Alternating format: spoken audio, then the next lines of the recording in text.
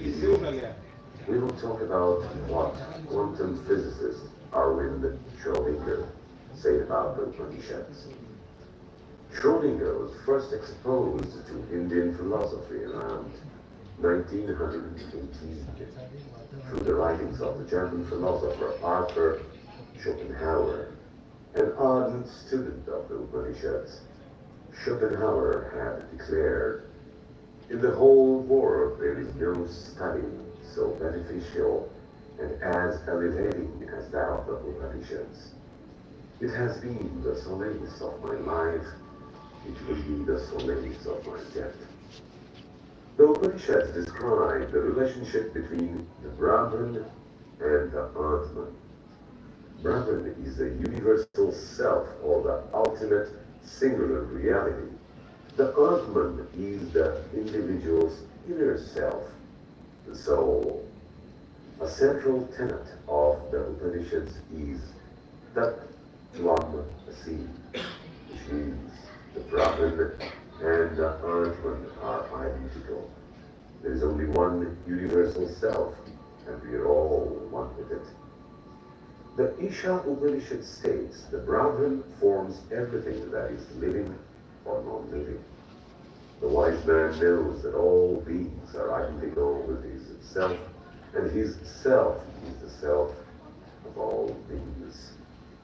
Schrödinger was fascinated by this thought. According to Subhash Kak's books, The Wishing Tree 2008, Schrödinger named his dog Atman, and his conference talks would, by one account, often end with the statement, Atman is equal to Brahman, that he would call somewhat self-aggrandizingly the second Schrödinger's equation. When his affair with the Irish artist Sheila May ended, she wrote him a letter that alluded to this fascination. "I looked into your eyes and found all life there. That spirit which you say was no more you or me, but us, one mind, one me. You can love me all your life, but we are two now, not one."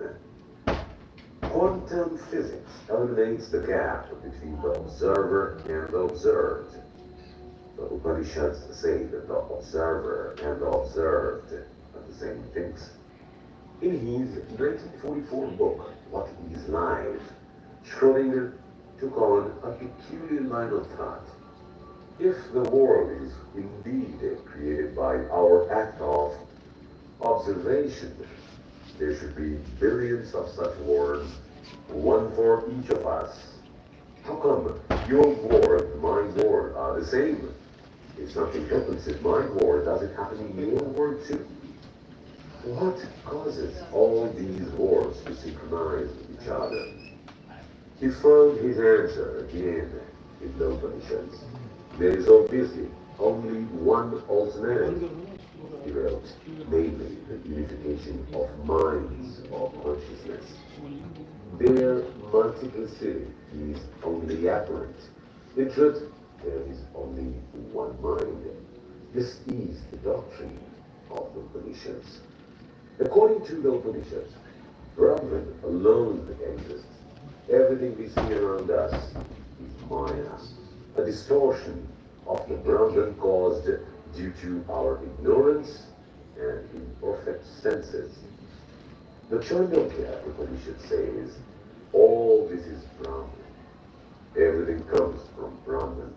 Everything goes back to Brahman. And everything is sustained by Brahman.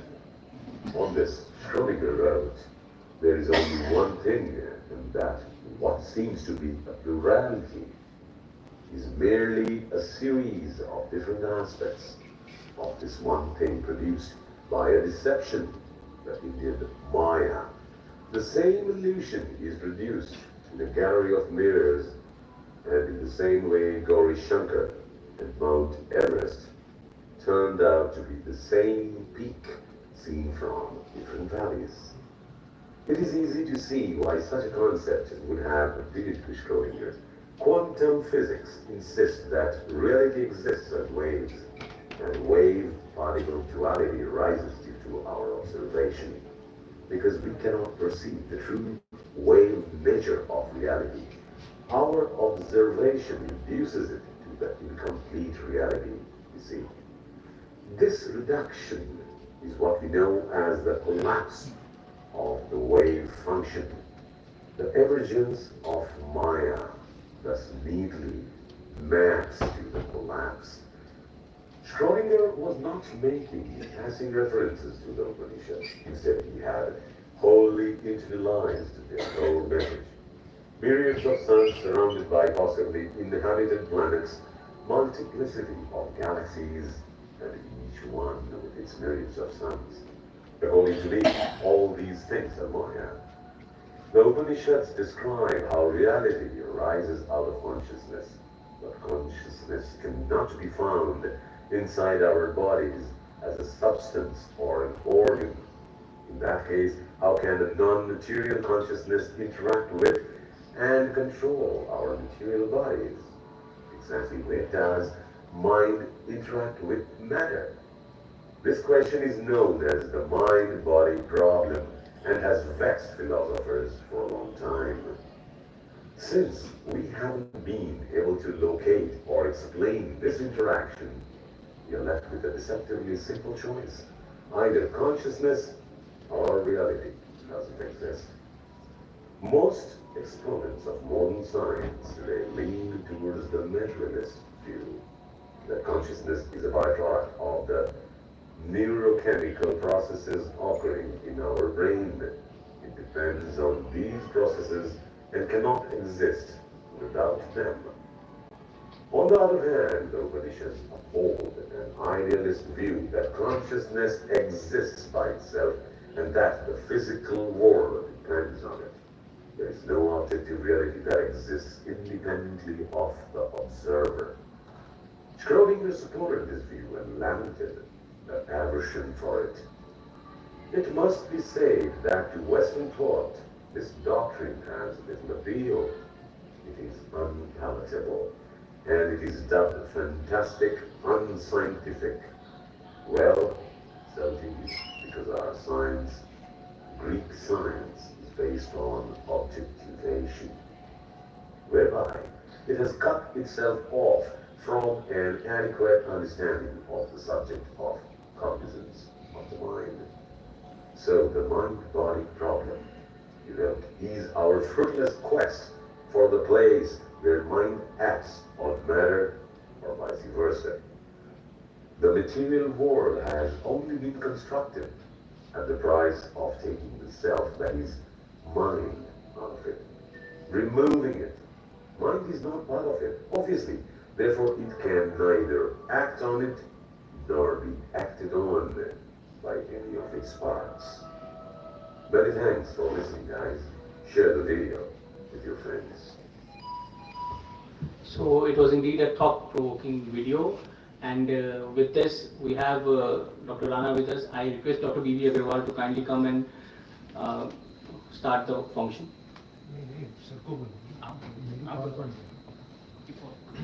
Good afternoon, everybody, and thank you for your blissful presence. It's kind of a blessing for us.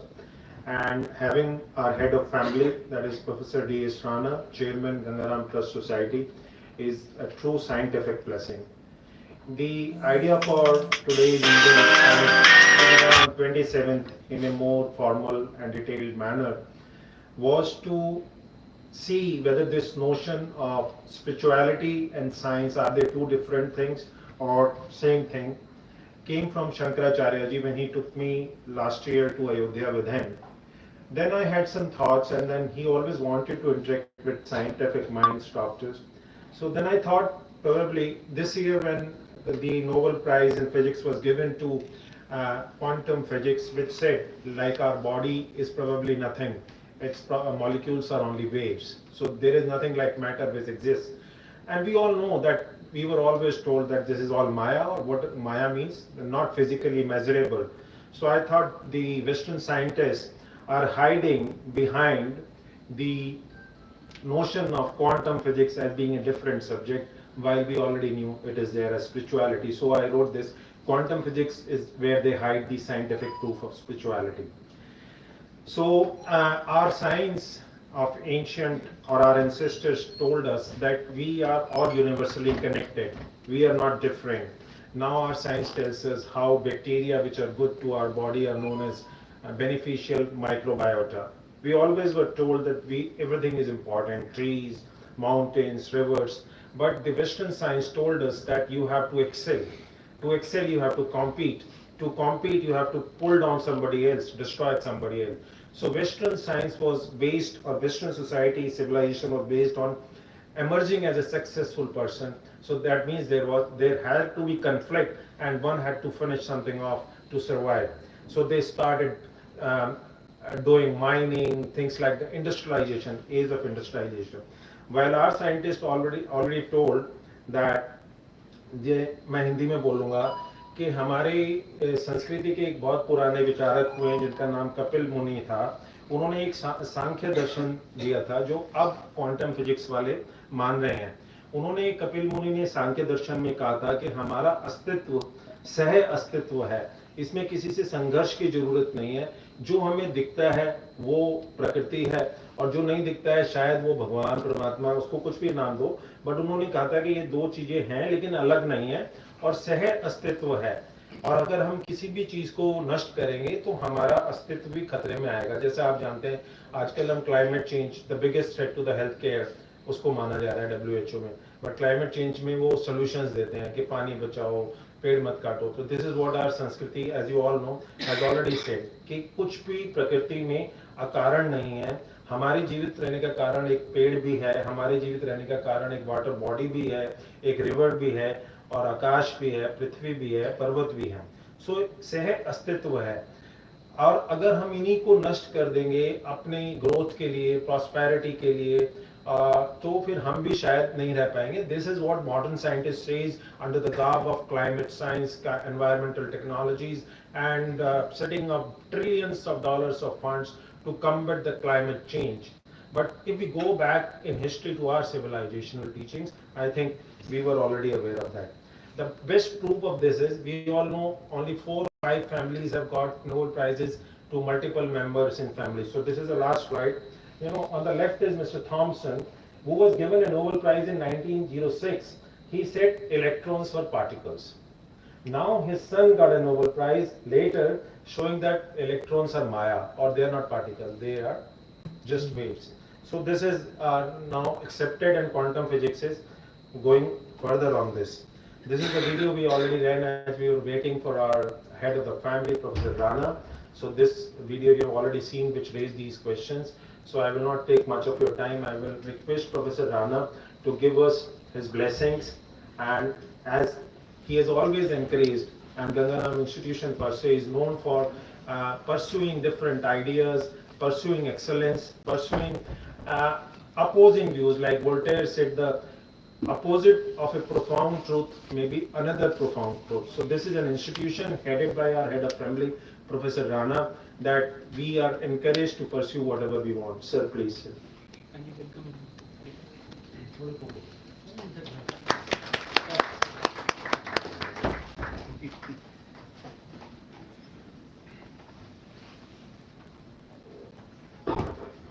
Friends, good afternoon. I'm really very glad that seed of spirituality has been sown in this hospital. Like we are all spiritual at home. The institution level, for the first time I heard only 2-3 years back, both of them came. You could send WhatsApp message most of the time, I don't read them. So anyway, I'm very glad that for last 10 years we are being reminded that we had culture, Vedas, Upanishads, Gita. Now if I'm reading about it, Gita, by somebody else who explains everything, not like, it's just not like that what Krishna is saying to Arjuna and then Amazadata is right, kuch karna hai. That has got a lot of meaning actually. That is life. And life is, we always see a lot of science has really changed our lives. We know a lot of our bodies. We know about at cellular level, molecular level. We feel very glad also. And at the end of the day, again, still we know that we know nothing. So there is no doubt that there is something, God, which is a consciousness which is beyond. It is just imagination that there is something which is controlling all being in the world, And there is no doubt about this also that all animals, plants, human beings, we are the part of this ecosystem. And the God created ecosystem. But we destroyed our ecosystem, and what we be told right now is that then there is responsibility of climate change and everything. This was written thousands years back that it is not done. So I am glad that for inner peace, for inner happiness, this sort of spiritual knowledge of our Vedas should be there. Wherever I get some chance, I always tell people that please start teaching Sanskrit to everybody to a certain extent that we can read. Sanskrit is not a very difficult language, so that we can know meaning of our Vedas, Upanishads. So whatsoever initiative we have taken, and spiritually it is going to come today also, and then after 2 days also, I think a lot of you have to learn more, I think Dr. College are sitting here, they are the people those who Speaking. They listen. He writes and very good for writer, he is prolific writer, I wish I could have sit here only and listen to you people. But at least I will like to listen to somebody who is the next speaker out of you. Dr. Bhuvan is there. Yeah, भुवन तो है ही, मतलब वो तो वैसे ही देखा हुआ ना मैंने आप फार से तो पहले ही ऑलरेडी भुवन इज रियली है। फिर से 2:30 बजे स्वामी जी आएंगे। तो भुवन जी पहले तो आपको सुनते हैं, आइए आप, हम तो सिलसिले जो मतलब दिल से बोलेंगे और चलिए भुवन जी सुनते हैं। Thank you very much, sir, for your blessings. We will start with Saraswati Vandana. And as you said, we know the molecules. So the commonest example in your specialty is we take organs from the dead body. We do not know what is life, what is death, how to certify death. And those organs, with a certain limited cold preservation time, when put into a living body, become a living organ. Were they left in a dead body? So उनमें जान नहीं थी, और जैसे ही वो उनको एक जीवित शरीर में डालते हैं तो उनमें जान हो जाती है। तो साइंस को समझ में नहीं आया, नहीं तो एक फ्रिज बना देते, उसमें डेड बॉडी से सारे ऑर्गन निकालते, heart, brain, lung, kidney, intestines, pancreas, और जब पेशेंट को जरूरत हो हम तब लगा दें। हम परफ्यूजन भी देते हैं, टेम्परेचर कंट्रोल भी रखते हैं, न्यूट्रिएंट भी रखते हैं, लेकिन जब तक उन्हें शरीर में नहीं डालते वो जीवित नहीं रहते। तो क्या वो सच में मर गए थे जब वो मरे हुए शरीर में थे? हमें शायद नहीं पता है। तो अध्यात्म और साइंस, और इसका जवाब हमारे वेद्स में है। डॉक्टर भुवन इसकी के बारे में कई बार बात करते हैं गरुड़ पुराण से, और आज भी करें शायद। So thank you very much sir. So I'm thankful to the School of Nursing and for beautifying the entrance of this auditorium for the day, and I request the students to kindly start with the Saraswati Vandana for us.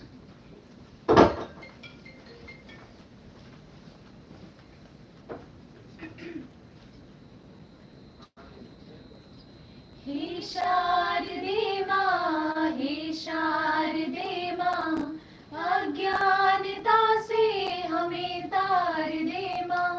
हे शारदे माँ, हे शारदे माँ, अज्ञानता से हमें तार दे माँ। तू स्वर की देवी है, संगीत तुझसे, हर शब्द तेरा है, हर गीत तुझसे। तू स्वर की देवी है, संगीत तुझसे, हर शब्द तेरा है, हर गीत तुझसे। हम हैं अकेले, हम हैं अधूरे, तेरी शरण हम, हमें प्यार दे माँ। हे शारदे माँ, हे शारदे माँ, अज्ञान मुनियों ने समझी है गुनियों ने जानी, वेदों की भाषा पुराणों की वाणी। मुनियों ने समझी है गुनियों ने जानी, वेदों की भाषा पुराणों की वाणी। हम भी तो समझे, हम भी तो जाने, विद्या का हमको अधिकार दे माँ। हे शारदे माँ, हे शारदे माँ, अज्ञानता से हमें तार दे माँ। अज्ञानता से हमें तार दे माँ। अज्ञानता से हमें तार दे माँ।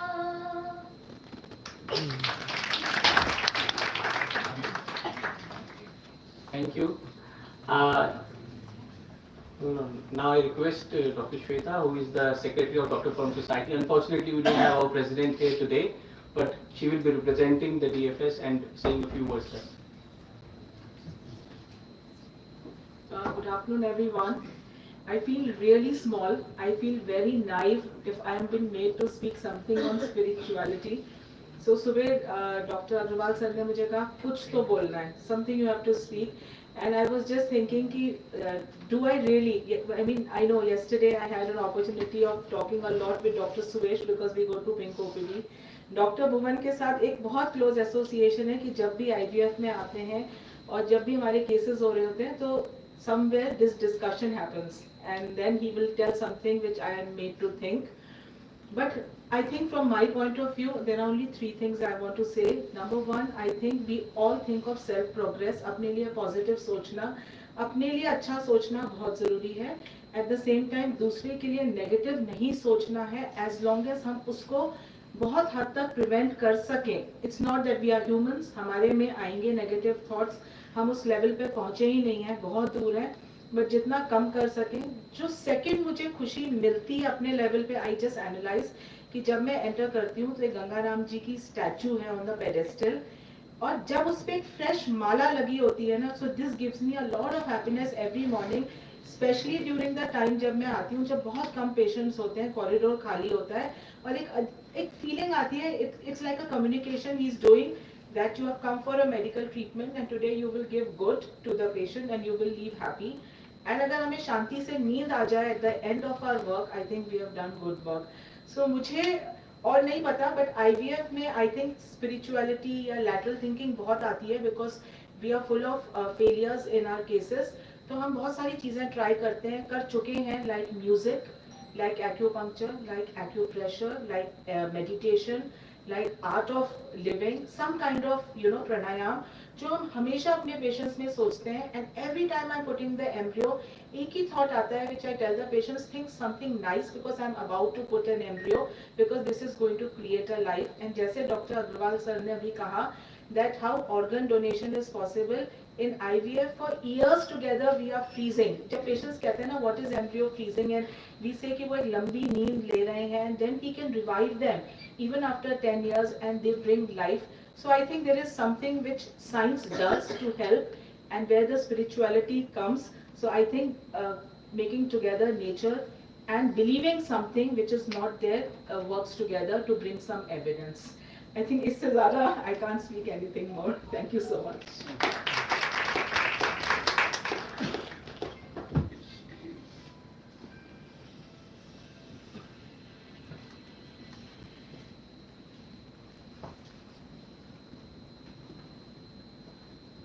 Good afternoon, everybody. Now I'll be introducing the speakers one by one. So, first of all, Dr. Bhuvan Pandey.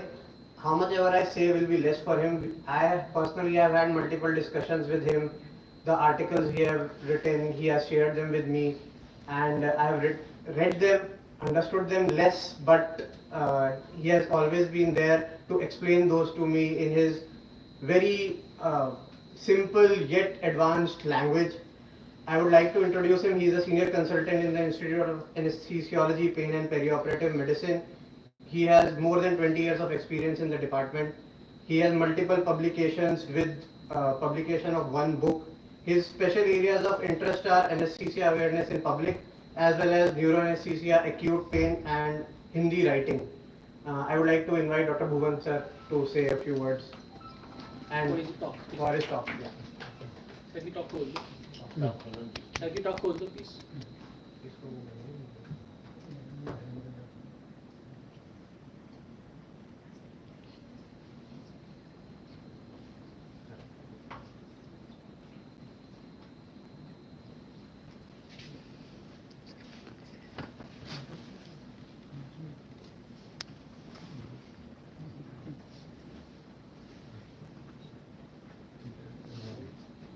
सही संचालन की टीम को बहुत बहुत धन्यवाद और सभी अतिथिगणों का अभिनंदन।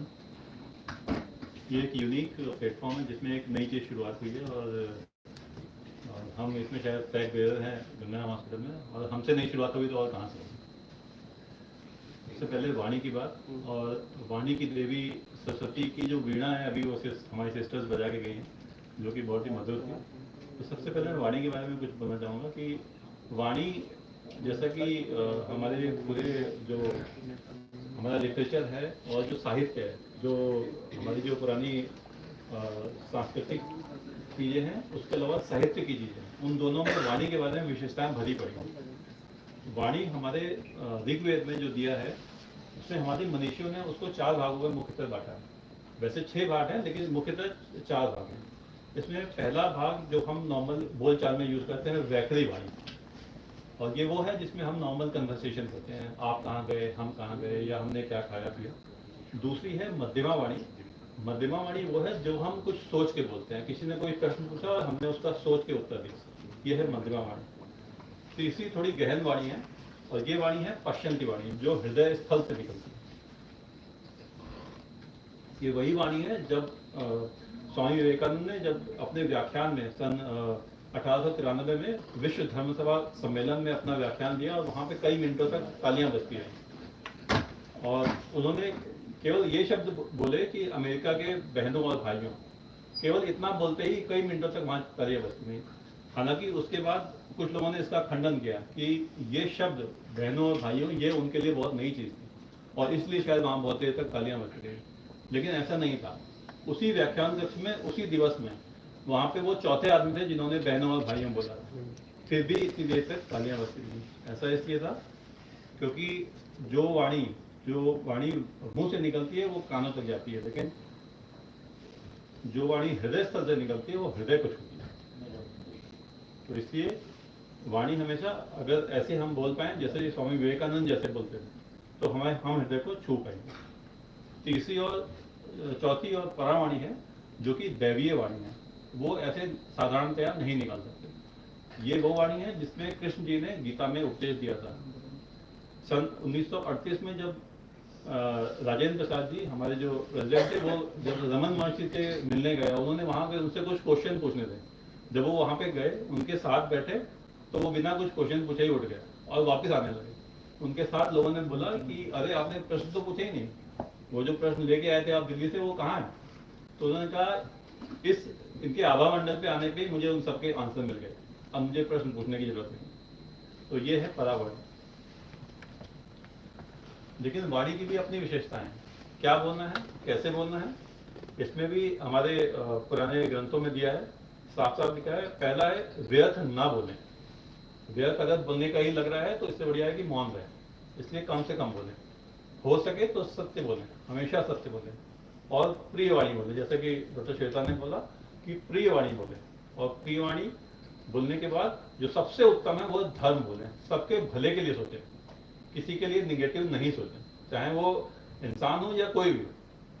यहाँ तक कि वातावरण के लिए भी हमें पॉजिटिव ही सोचना है, इसलिए ये सबसे उत्तम वाणी है। इसीलिए हमारे ऋग्वेद में बोला गया है वाचा स्वदानम देहि, मतलब हमें उत्तम वाणी का भी विचार आए मन में, उसके अलावा हम कुछ न बोलें। वाणी तो है, लेकिन वाणी को एक पटल में बोलने के लिए हमें एक भाषा चाहिए। भाषा क्या? भाषा ऐसी, वैसे तो सब मधुर भाषा ही बोलनी चाहिए, लेकिन उनमें भी विभिन्न भाषाएं सब लोग बोलते हैं, लेकिन हमारी जो संस्कृत भाषा है वो ऐसी भाषा है, एकमात्र ऐसी भाषा है जो कि खोजी गई है, बाकी सारी भाषाएं बनाई गई हैं। और हमारे मनुष्यों ने इस पर बहुत चिंतन किया। जब उन्होंने सूर्य के आने वाली रश्मियों का अध्ययन किया तो उन्होंने देखा कि बहुत सारी रश्मियां हैं, और जब उसके गहनता से अध्ययन किया तो उन्होंने देखा कि विभिन्न प्रकार की रश्मियों में कुछ ध्वनियां आती हैं, और वो ध्वनियां कैसी हैं, उसमें कुछ व्यंजन जैसे हैं, जैसे क ख ग घ, लेकिन वो पूरे नहीं है, उसका उच्चारण आप नहीं कर सकते। तो जब उन्होंने और गहनता से अध्ययन किया तो देखा, जब अ की खोज हुई, यानी स्वरों की जब खोज की और उनको जब मिलाया तब वो उसका उच्चारण करता है। जैसे क में अ मिलाओगे तभी आप क बोल सकते हो, उसके अलावा नहीं बोल सकते। यानी कि उसके बाद उन्होंने स्वरों की खोज की, स्वर शक्तियों की खोज की। और यही कारण है कि जब हम पूजा करते हैं तो हम मात्रिका पूजन करते हैं। ये वही मात्राएं हैं, मात्रिका पूजन। और जब क और अ को मिला दिया या उनका व्याह कर दिया तो उसको बन गया व्याकरण, जो हम व्याकरण के नाम से जानते हैं। वैसे तो व्याकरण है लेकिन उसको व्याकरण हो गया। और अक्षर ब्रह्म और स्वर जो वर्ण अक्षर है उसकी इतनी ज़्यादा महत्ता है हमारे पूरे संस्कार उसमें संस्कृति में, कि इसी को इतनी इम्पोर्टेंस देते हुए महाकाली में 50 नरमुंड है, जो एक एक वर्ण को हम उसको डिनोट करते हैं। तो इसलिए इन सब में कुल मिला के 50 होते हैं। जो हमारी ज्वाला जी हैं, दूसरे नंबर की महाविद्या, ये प्रथम महाविद्या है, 10 विद्याओं में से प्रथम महाविद्या महाकाली। उसके बाद 10 विद्याओं की दूसरी विद्या ज्वाला जी या तारा देवी। तो तारा देवी में 27 नरमुंड हैं, वो समय को डिनोट करते हैं। यहाँ पे तो हम अक्षर ब्रह्म की बात करते हैं, वहाँ पे समय है, इसलिए उनके 27 नरमुंड है। 27 इसलिए क्योंकि 27 कल्प हो चुके हैं इस सृष्टि के, इसलिए उसमें 27 है, और ये 28वां कल्प चल रहा है। क्योंकि हमारा जो साहित्य है उसमें वचन और वाणी, इस पर बहुत ज़्यादा काम हुआ है, और अलग अलग टाइम पे अलग अलग लोगों ने कुछ ना कुछ लिखा है और बड़ी अच्छी चीज़ें लिखी हैं। जैसे मधुर वचन है औषधि, कटुक वचन है तीर, श्रवण द्वार सींचे जब, घाले सकल शरीर। ऐसे ही तुलसीदास जी ने लिखा, तुलसी मीठे वचन से सुख उपजत चहुओर, वशीकरण एक मंत्र है तजिदे वचन कठोर। सीधा साधा मतलब ये कि वाणी मधुर हो, और मीठी वाणी बोलिए और मधुर भाषा का प्रयोग कीजिए। केवल वही रीजन है जिससे कि पेशेंट आपका, हमारा, हम चूँकि सेवा मार्ग के हैं, सेवा करने वाले लोग हैं, तो हमें इस चीज़ का बड़ा ध्यान रखना चाहिए। औषधि तो अपनी जगह काम करेगी, लेकिन उसके अलावा जो मानसिक उनका संतुलन और जो मानसिक अपग्रेडेशन कर सकता है वो हमारी वाणी ही है। और ये वाणी ही है जिसके कारण हमें इस टाइप का पेशेंट हमें आउटकम मिलता है कि वो स्माइल कर दे और कंफर्टेबल है। धन्यवाद।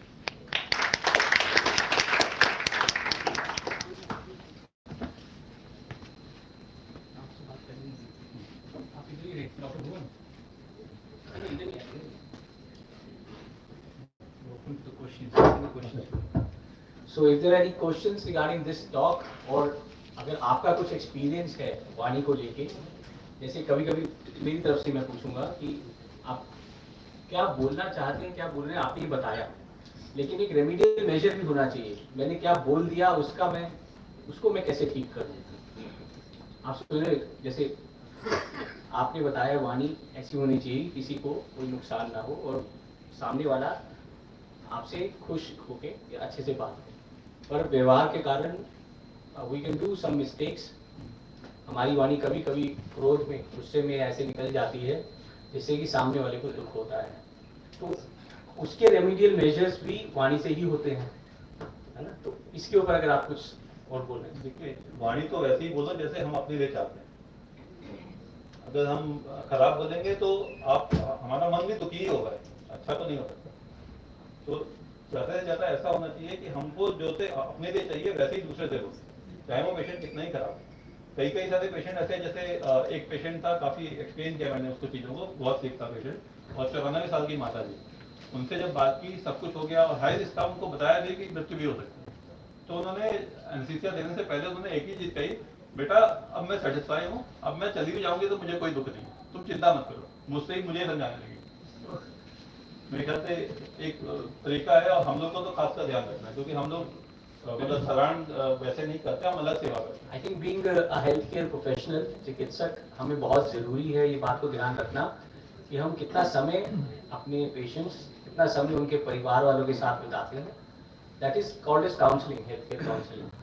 और एक उनकी वेवलेंथ पे आके हमें ये ज्ञान रखना बहुत ज़रूरी है कि वो लोग हमसे क्या अपेक्षा रख रहे हैं। कभी कभी जैसे आपके पेशेंट ने बोला कि अब मैं चली भी जाऊँ तो मुझे कोई दम नहीं। Similarly we face this a lot of times in ICU. जब पेशेंट अंदर है, पेशेंट कुछ नहीं बोल सकता, जब पेशेंट कुछ नहीं बता सकता, but still we are facing the relatives and they are looking up to us कि हम उनको कैसे समझाएं और क्या बताएं। इसमें एक ही और कहूँगा, एक बार मुझे याद है आईसीयू में एक काफ़ी सिक पेशेंट था, डॉक्टर नंदी सर थे। पेशेंट को उन्होंने एक्सप्लोर किया और ब्लीडिंग रुकी नहीं, थोड़ा ऊज कर रहा था और पेशेंट को आईसीयू में शिफ्ट कर दिया। अटेंडेंट को बुलाया और अटेंडेंट से साफ साफ उन्होंने कहा कि पेशेंट को हमने खोला था लेकिन अभी कुछ समझ नहीं आया, अब हम बंद कर रहे हैं, कल देखेगा। लेकिन वहाँ पेशेंट के अटेंडेंट सारे हाथ धो के खड़े थे। इसका मतलब वो हृदय स्तर से निकली वाली थी जो सही बोल रहे थे और वो समझ रहे थे वो पेशेंट के अटेंडेंट कि भाई ये सही बोल रहे हैं, जो करेंगे ये बेस्ट है। ये बहुत चीज़ ज़रूरी है, बिकॉज कभी कभी पेशेंट्स आके सीधा आपके सामने हाथ जोड़ के कहते हैं कि आप तो भगवान समान हो, लेकिन उनको बताना है भगवान तो ऊपर बैठा है, मैं तो उसका एक सिर्फ कार्यकर्ता हूँ, वर्कर हूँ, जो स्किल्ड वर्कर। हम अपनी तरफ से सबका भला करना चाहते हैं और वो उसी तरफ हम चलते हैं। सर, आपका कोई experience if anybody wants to share along with the patients और इस वार्तालाप पे वाणी की प्रति, मैम और एनीवन? हाँ, प्लीज प्लीज।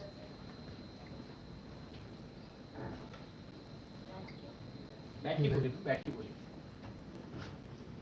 क्योंकि वाणी की बात हो रही है तो मैं एक छोटी सी बात कहना चाहूँगी कि जो अक्षर होते हैं, जो शब्द होते हैं, ये इनको अक्षर ब्रह्म भी कहा जाता है, शब्द ब्रह्म भी कहा जाता है। और जो ब्रह्म है वो अल्टीमेट कॉजालिटी, जहाँ से सब कुछ आया। ब्रह्म मीन्स अल्टीमेट कॉज। और जो जब क्रिएशन शुरू होती है तो कोई ना कोई आवाज़ होती है। हम कुछ भी कभी करते हैं, चाहे वो किसी भी लेवल पे कुछ कार्य जब होता है तो कोई ना कोई आवाज़ तो आती है। तो वो कहते हैं कि जब क्रिएशन शुरू हुई तो एक शब्द हुआ जिसको ओम का हम नाम देते हैं। तो अक्षर की बात मैं कहने जा रही थी कि अक्षर का मतलब होता है जिसका अक्षर नहीं होता, विच इज इनडेस्ट्रक्टिबल। तो हम लोग यहाँ पे डॉक्टर हैं और हम कुछ बोलते हैं, और जो कुछ भी हम बोलते हैं वो अक्षर है, यानी कि हम जो बोलेंगे वो सदा रहेगा, वो कभी भी उसका अक्षर नहीं होगा। तो हम सब देखते हैं कि हम सभी ही जो यहाँ बैठे हैं कभी ना कभी अपने ही शब्दों से आहत होते रहते हैं। उसी तरह से हम दूसरों को भी आहत करते हैं और दूसरे हमारे सामने हमारे पेशेंट्स ही होते हैं। तो हम कुछ भी बोले तो ये ध्यान रखना है हम सबको कि हम, क्योंकि ये अक्षर है, ये सदा रहेगा, अच्छा है तो भी रहेगा और अगर ये संताप देने वाला तो भी रहेगा, तो उसका ध्यान रखें हम। बिल्कुल सही कहा मैम आपने कि वाणी एक तीर के समान होती है, निकल गई तो वापस नहीं आ सकती। और कोई प्लीज आप बताएं। डॉक्टर हुजा, आपके कुछ एक्सपीरियंसेस? मैं यही बोलने वाला था जो मैडम ने बोला कि तुम्हारे this was an answer to what you question, कि अगर गलत वाणी से बोल दिया जाए तो फिर उसको कैसे किया जाए। You can't take those words back, so you have to amend yourself in the next conversation. बिल्कुल ठीक। I think we all agree that जो बोले सोच के बोले और ऐसा बोले कि सामने वाले को दुखे नहीं, एंड उस वेवलेंथ पे पेशेंट के रिलेटिव्स के पास समझ के बोले उनको क्या चाहिए। समटाइम्स एंड आप बिल्कुल ठीक बोलेंगे, सच बोलेंगे तो वो भी समझेंगे कि हाँ, कि कुछ बातें हैं जो हेल्थ साइंस से ऊपर हैं, कुछ बातें हैं जो हमारे प्रयास से ऊपर हैं और वो अच्छे से उसको एक्सेप्ट कर पाएंगे। Thank you doctor Bhuvan, thank you, it was a wonderful talk. I request doctor Vasu now to kindly introduce our next speaker. Thank you everybody. Thank you Dr. Bhuvan. So our next speaker is Dr. Naresh Dua. He is a senior consultant in the Institute of Anesthesiology, Pain and Perioperative Medicine. He has been trained at AIMS. He joined Sir Ganga Ram Hospital in 2005. He is the Joint Secretary of Indian Podiatry Association. He has multiple publications, national and international, including chapters in books. His area of interest is acute and chronic pain relief, cancer pain and hospice care project. Sir,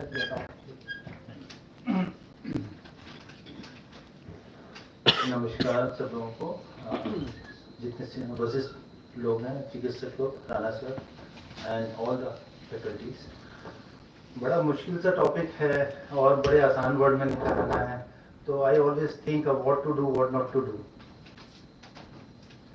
सेवा परमो धर्म, जहाँ तक अध्यात्म की बात है science के साथ जोड़ने की, तो मेरे को तो लगता है कि डॉक्टर होने के नाते हम यदि अपना धर्म कर पाए तो we are doing so much good to the mankind. मेरे पापा ना बहुत सारी बुक्स पढ़ा करते थे, मैं उनसे पूछा करता पापा इतनी सारी बुक्स कैसे पढ़ते थे, तो हमेशा उन्होंने एक से कहा कि मैंने तेरे को डॉक्टर बना दिया, now you have to do all this thing by your deeds. तो मेरे को लगता है कि शायद सबसे बड़ा धर्म इस दुनिया में, help the needy person, don't harm anyone and do your work. यदि आप यरूशलेम में खड़े हैं वहाँ तो कोई भोलेनाथ को पूजा नहीं करता, आप स्विट्जरलैंड में जाते हैं वहाँ तो कोई भोलेनाथ को नहीं मानता। तो आप तो कहते हैं कि हमारे देवों के देव महादेव प्रभु शिव हैं। यदि सब कुछ प्रभु शिव है, हर एक की मौत के बाद शाम को अपनी रुद्रन करते हैं, जैसे प्रभु ने कहा है कि वो अपने जाके इतनी मृत्यु होती है दिन भर की, तो ऐसी प्रक्रिया उन लोगों को तो नहीं पता। तो जब धर्म उनको नहीं पता हुआ ना, तो ये एक आस्था है, एक बिलीफ है कि हम हिंदू धर्म में विश्वास करते हैं। मैं सिख धर्म से काफी प्रभावित हूँ। यदि हम सिख धर्म की बात करें तो ये 15वीं शताब्दी में गुरु नानक जी का, जो कि हिंदू थे, आए, और दोनों माँ बाप हिंदू थे, और ये हमारा हिंदू धर्म तो पौराणिक है, उससे ही पहले का है। आज की डेट में सिख धर्म इतना आगे बढ़ा हुआ है, तो गुरु नानक जी अपनी बुक में लिखा है कई कोट ब्रह्मांड कई कोट जन्म। आपको नहीं पता कि कितने ब्रह्मांड है, कितने जन्म है, कौन कहाँ से आया है, कौन कहाँ जाएगा। और 70% जीव जंतुओं को तो आप जानते ही नहीं, science do not know how the creatures are. जमीन के ऊपर 30% केवल जीव आत्माएं उपलब्ध हैं, 70% जमीन के नीचे हैं और वायु पानी के नीचे है। So what we talk about the science and Brahmand, this is the only pinnacle. We can say this is iceberg. You just see tip of the ice. ब्रह्मांड एक जो हम जिस पे जी रहे हैं, ये एक प्रक्रिया में हम एक चीज को साइंस को एवेल्युएट कर रहे हैं, लेकिन it's universe is different one.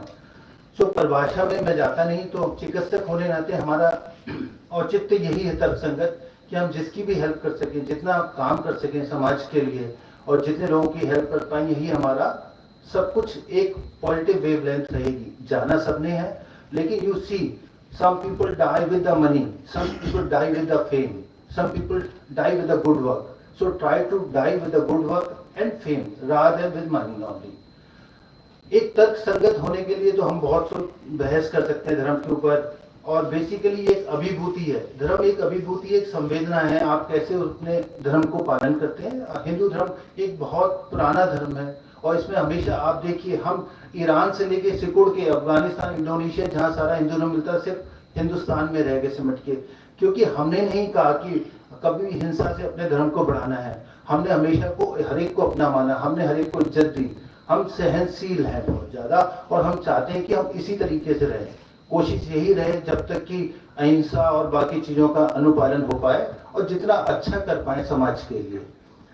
प्रक्रिया में यदि हम जाएं तो धर्म की प्रक्रिया में कई लोग मनन करते हैं, हर टाइम मनन करते रहते हैं, तो ये उनकी परिभाषा है। ये बड़ी अच्छी बात है कि वो जैसे पंडित लोग हैं, हर टाइम पूजा करते रहते हैं मंदिर में बैठे हुए। कुछ लोग काम करते हुए ध्यान में लगे रहते हैं। आई थिंक ध्यान करना सबसे बेहतरीन चीज है। प्रभु का ध्यान अपने मन में रखिए हर टाइम, ये धर्म की बहुत अच्छी परिभाषा है। बाकी कर्म सबसे अच्छे करिए, क्योंकि सूक्ष्म आत्मा की जर्नी तो आपके साथ होगी, क्योंकि आप अंबानी के यहाँ नहीं पैदा हुए और कोई सिद्धार्थ के गोले पे पैदा हुआ है। तो सफरिंग तो कहीं ना कहीं ऊपर से जुड़ी हुई है, हम माने ना माने। आकाश अंबानी का भी वही रोल है, कहीं ना कहीं बेरेटिक शरीर जाके ही suffering with the obesity. So you see, कहीं ना कहीं सूक्ष्म आत्मा की जर्नी तो जुड़ती है। हम इस जीवन के कर्म अगले कर्म में लेके जाते हैं। हम कई बार रियलाइज नहीं करते, हम लोग लड़ते रहते हैं, कई बार कटु सत्य बोलते रहते हैं, कई बार काफी कर्कश बोलते हैं। Basically I work for the palliative care. मैं काम करता हूँ प्राथमिक देखभाल, ये मेरी चाहत है। मैं लोगों की सहायता करना चाहता हूँ कि जितने भी लोग एंड स्टेज पे हों, चाहे वो अपने घर में एक्सपायर हो रहे हों, चाहे हॉस्पिटल में, एटलीस्ट जाते वक्त हम उनको कंफर्ट तो दे पाएं। डॉक्टर की बात, उसके पास समय ना होना वो बात अलग है, लेकिन जितनी मधुरता से वो बातों को समझा सकता है उतना तो पेशेंट जानता है।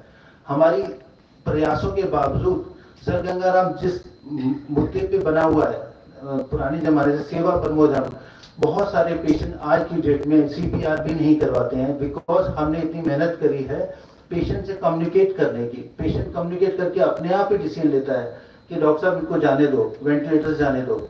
और कई बार ऐसा देखा गया कि चिकित्सक की 2 तरह की परिभाषाएं होती हैं। आप उसका परिवार बन के सोचिए, यदि वो एक्सपायर होता है पेशेंट और उसके बाद उसकी जमीन जायदाद सब बिक जाते हैं, उसके बच्चों के पढ़ने के लिए पैसे भी नहीं बचते, तो कृपया करके पेशेंट को वैसे ही समझाएं कि बाद के लोग जी तो सकें, इतने आर्थिक संकट में ना आए, क्योंकि आपने अपना मेडिकल साइंस का नॉलेज तो सारा रख दिया और एथिकली में आपने फैमिली को सपोर्ट नहीं किया। मेरी सबसे ये एक अनुभूति है और एक प्रार्थना है कि हमें भी मरीज का अपना परिवार समझ के उस तरीके से बात करनी चाहिए, ताकि उसके 2 बेटे बेटियां जो रह गए हैं उनका भी परिवार चलता रहे और उनके जाने के बाद सारा संपन्न धन बैंकों के लोन में ना चला जाए और वो सारा टाइम ऋण में रहते रहें। फादर के जाने के बाद 30 साल लोन EMI में चला जाए।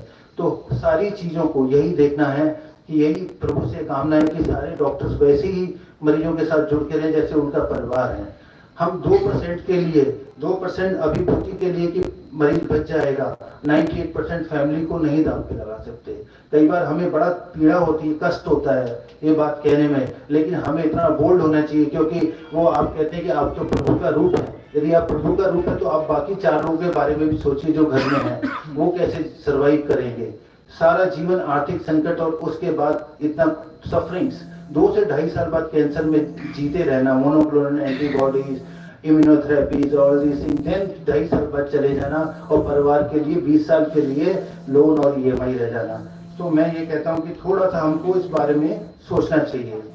चिकित्सक का काम ही सेवा है। सामान्य सेवा को जितना प्रारूप से और जितने दिल से किया जाए उतना अच्छा है, और जितना वाणी का सहयोग, जैसे डॉक्टर भुवन ने बताया, जितना दिल से करेंगे, कहते हैं ना कि जितना दिल से आप बात करोगे तो वो भी दिल से सुनेंगे। आधी प्रॉब्लम कोर्ट केस जो है सारी कम्युनिकेशन एरर्स की वजह से है। यदि आपने दिल से बात करी होती तो इतनी दिक्कत नहीं होती।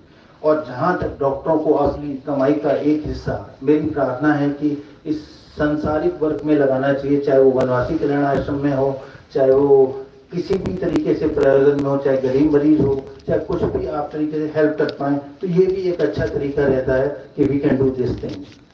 अस्पताल में रहते हुए हम जितनी सेवा कर सकते हैं हम अपनी मरीजों की कर रहे हैं, चाहे वो वाणी संगत हो, चाहे अपनी ट्रीटमेंट बेसिस पे हो, चाहे उनके फैमिली की काउंसलिंग हो, चाहे स्पिरिचुअल काउंसलिंग हो। कई बार ऐसा देखा गया है कि माँ अपने बेटे से नहीं मिलना चाहती थी एक पेशेंट के केस में, क्योंकि वो आया नहीं था ऑस्ट्रेलिया जाने से 4.5 साल से, and she was on the cancer patient and she died in Ganga Ram. At the last moment when he came from the Melbourne and he entered in the Ganga Ram gate, she expired. So our team has helped the patient. उसने माँ ने अपने बेटे से video पे बात करी, उसका जो एंग्विश था वो अपने बेटे से सिर्फ वीडियो कॉल पे ही निकल पाया। हम माँ बाप चाहते तो है कि बच्चे बाहर सेटल हों, जब लास्ट स्टेज आती है तो हम एंग्विश शो करने लगते हैं। So this is one thing we have to understand and we have to follow that way. Kids are not for meant for that. उनकी भी प्रॉब्लम्स हैं, they cannot get sometime visas and issues. तो हमारी team हर personal तौर पे patient को help करती है। उनके हस्बैंड ने जाने के बाद हमारी टीम को अपने डिनर में इनवाइट किया, and this is the basic touch where we can have कि वाइफ के जाने के बाद भी जो ट्रीटिंग डॉक्टर्स थे, they have invited for their dinner, but we never went there, but because we don't want to burden him. तो अस्पताल में रहते हुए जितनी भी सेवा कर सकते हैं, और जहाँ तक घर पे जाकर करने की सेवा है, हमारी टीम कैंसर सपोर्ट टीम के साथ में और हमारे अपने डॉक्टर्स भी घर पे जाके प्राथमिक देखभाल करते हैं, चाहे वो कैंसर का पेशेंट हो, चाहे वो HIV का हो, चाहे वो COPD का या कोरोना कोविड के बाद लंग फाइब्रोसिस का हो। तो ये एक प्रयास है चिकित्सक सेवा की तरफ से और गंगाराम हॉस्पिटल की तरफ से कि सेवा परमो धर्म, जितनी सेवा कर सकें उतना ही सब कुछ ठीक है। और इससे ज़्यादा मैं कुछ वाणी को विराम देता हूँ। वैचारिक विकल्प तो बहुत सारे आते रहेंगे, धर्म के बारे में डिस्कशन चलते रहेंगे। मेरा तो धर्म यही है, help the needy person, don't harm anyone and just do my work honestly. Thanks a lot. Thank you, sir. And the house is open for discussion. If there are any questions or comments regarding this lecture topic, sir, आप कुछ बोलना चाहेंगे? मैं समझा रहा हूँ। I will just suggest that make this earth beautiful. All of you, howsoever big or small you may be, you can contribute one way or other every moment. Make this world, make this earth beautiful. Do this by your thoughts, by your actions.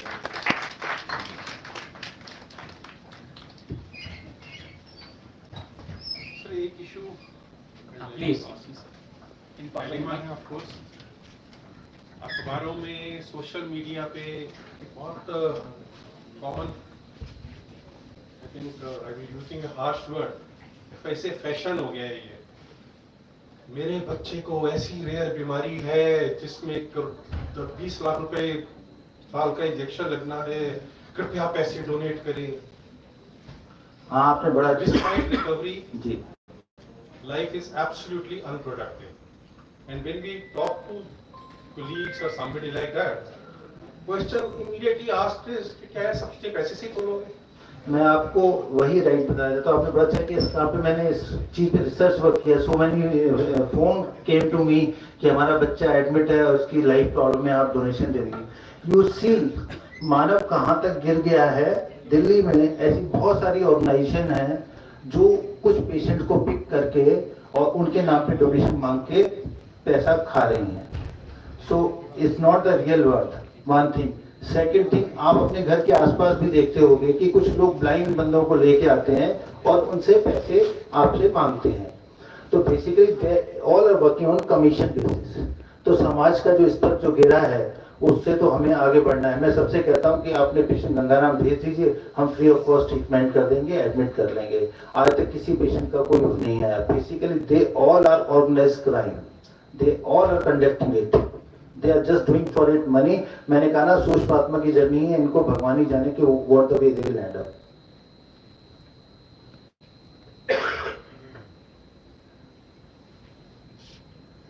Any other comment or any question? Any other comment or questions by anybody? Thank you, Thank you, Dr. Naresh, and thank you, Dr. Bhirwal. audiences. And now, we move on to the next speaker, please. So I would like to invite the next speaker, Dr. Suyash Shende.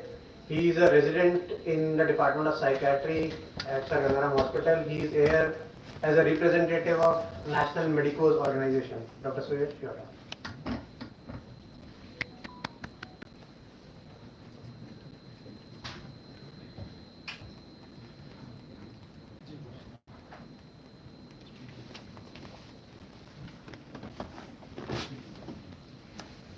A warm welcome to everyone and बहुत बहुत आभार बीबी Agarwal sir का कि उन्होंने अवसर दिया मुझे कि इतने एस्टीम गेस्ट्स के बीच में मैं अपना विषय रख सकूं।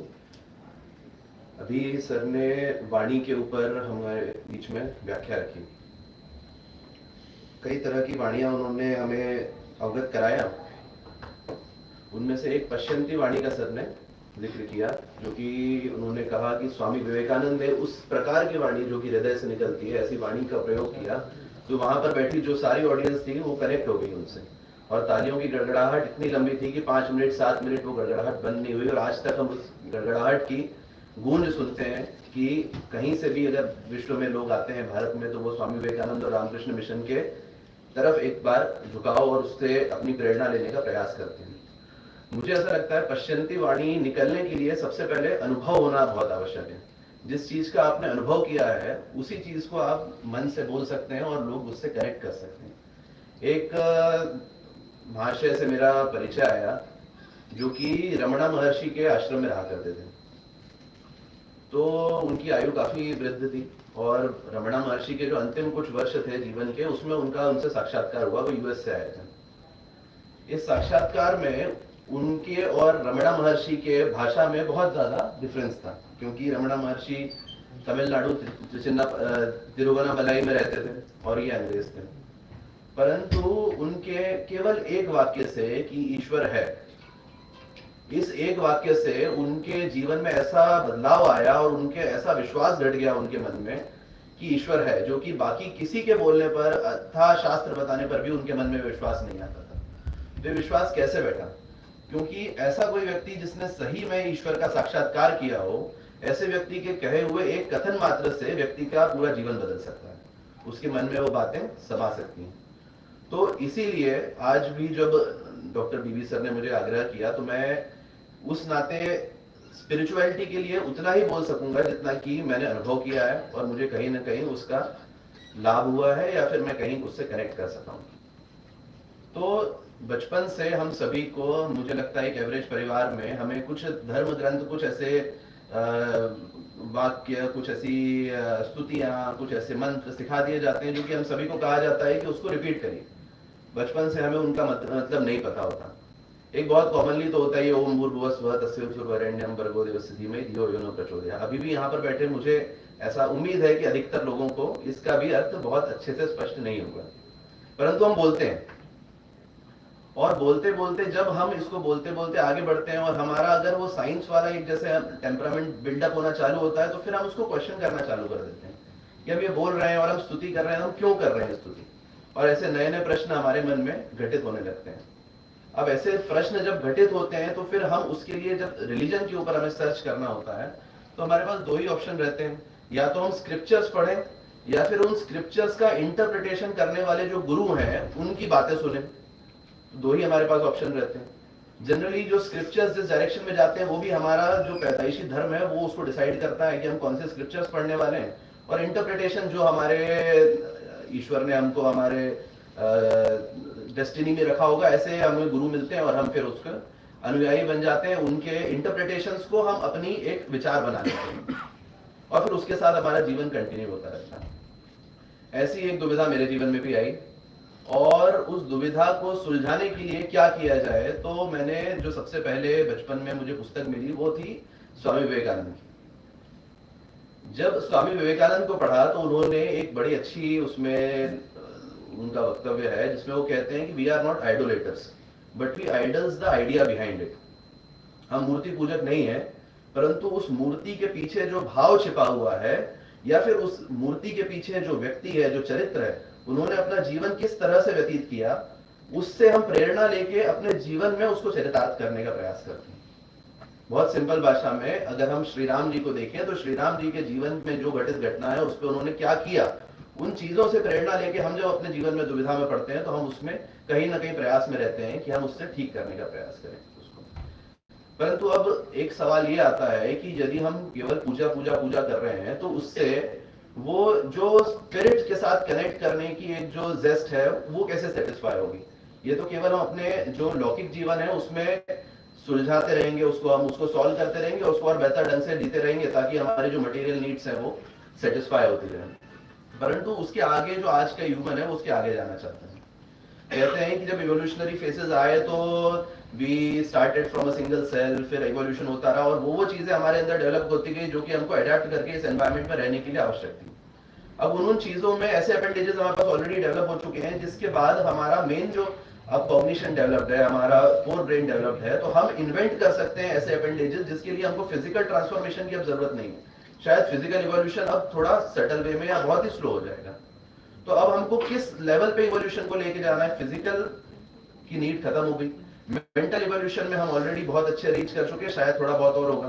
तो now it is the need कि एक होमोजेनेसिटी आए सोसाइटी में, इमेंसिएशन आए, और इमेंसिएशन के थ्रू हम एक समाज में स्पिरिचुअल एनहेंसमेंट कर सकें। अब वो स्पिरिचुअल एनहेंसमेंट क्यों और रिलीजियस एनहेंसमेंट क्यों नहीं।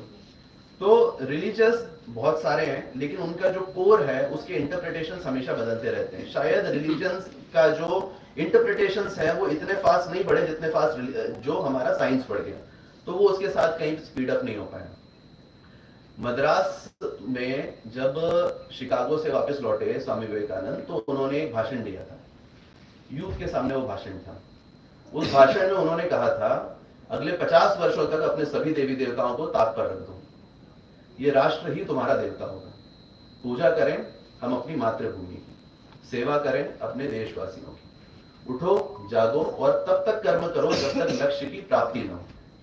तो ये किस लक्ष्य के बारे में वो सचेत कर रहे थे हमको, उसका एक और उदाहरण मिलता है जबकि 1989 में या 1999 में जब प्लेग आया पश्चिम बंगाल में, उस समय एक बहुत ही बड़े पंडित जी दक्षिण भारत से स्वामी जी से मिलने कलकत्ता आए और कलकत्ता आकर उन्होंने स्वामी जी से मिलके और रिलीजियस डिस्कोर्स के लिए उनसे समय मांगा, जिसको कि पहले के समय में शास्त्रार्थ बोलते थे।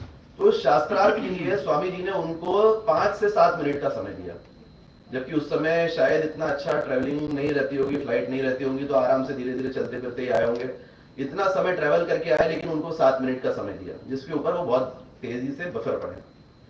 उस बिफरने के बाद उन्होंने जब स्वामी विवेकानंद से मिले तो धार्मिक चर्चा तो एक तरफ रह गई, उन्होंने यही कहा कि आपको कैसे हिम्मत हुई कि मैं इतना बड़ा ज्ञानी हूं और मुझे आपने 7 मिनट का समय दिया। तो उस पे स्वामी विवेकानंद का उत्तर ये था कि अभी महामारी फैली हुई है, तो उनका उत्तर ये था, धर्म चर्चा छोड़ पंडित कर्म की चर्चा करो। धर्म चर्चा छोड़ पंडित कर्म की चर्चा करो, कर्म कर जन दुख हरो, बस कर्म की चर्चा करो। मेरा धर्म अभी यह पंडित कोई भी रह जाए न भूखा। मेरा धर्म अभी यह पंडित कोई भी रह जाए न भूखा। चलो जुटाए अन्न कहीं से, अरे पड़ा है देखो सूखा। सुन लो पंडित, सुन लो पंडित, धर्म नहीं है असमय ग्रंथों का पारायण। सुन लो पंडित, धर्म नहीं है असमय ग्रंथों का पारायण। शुभ कर्मों से धीरे धीरे नर बन जाता है नारायण। शुधा व्याकुल लोग, शुधा व्याकुल लोग, पहले पेट तुम उनका भरो। धर्म चर्चा छोड़ पंडित कर्म की चर्चा करो, कर्म कर जन दुख हरो, बस कर्म की चर्चा करो।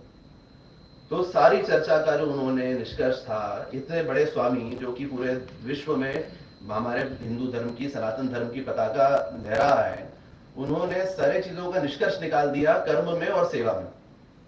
अभी जिस सेवा की सर ने बात करी, उसी को थोड़ा सा और एनहेंस करते हुए मैं बोलता चाहता हूं, उसको स्पिरिचुअलिटी से कैसे कनेक्ट होती है और हम स्पिरिचुअलिटी में सेवा के थ्रू कैसे जा सकते हैं, एंटर हो सकते हैं। तो उसके 2 माध्यम हैं।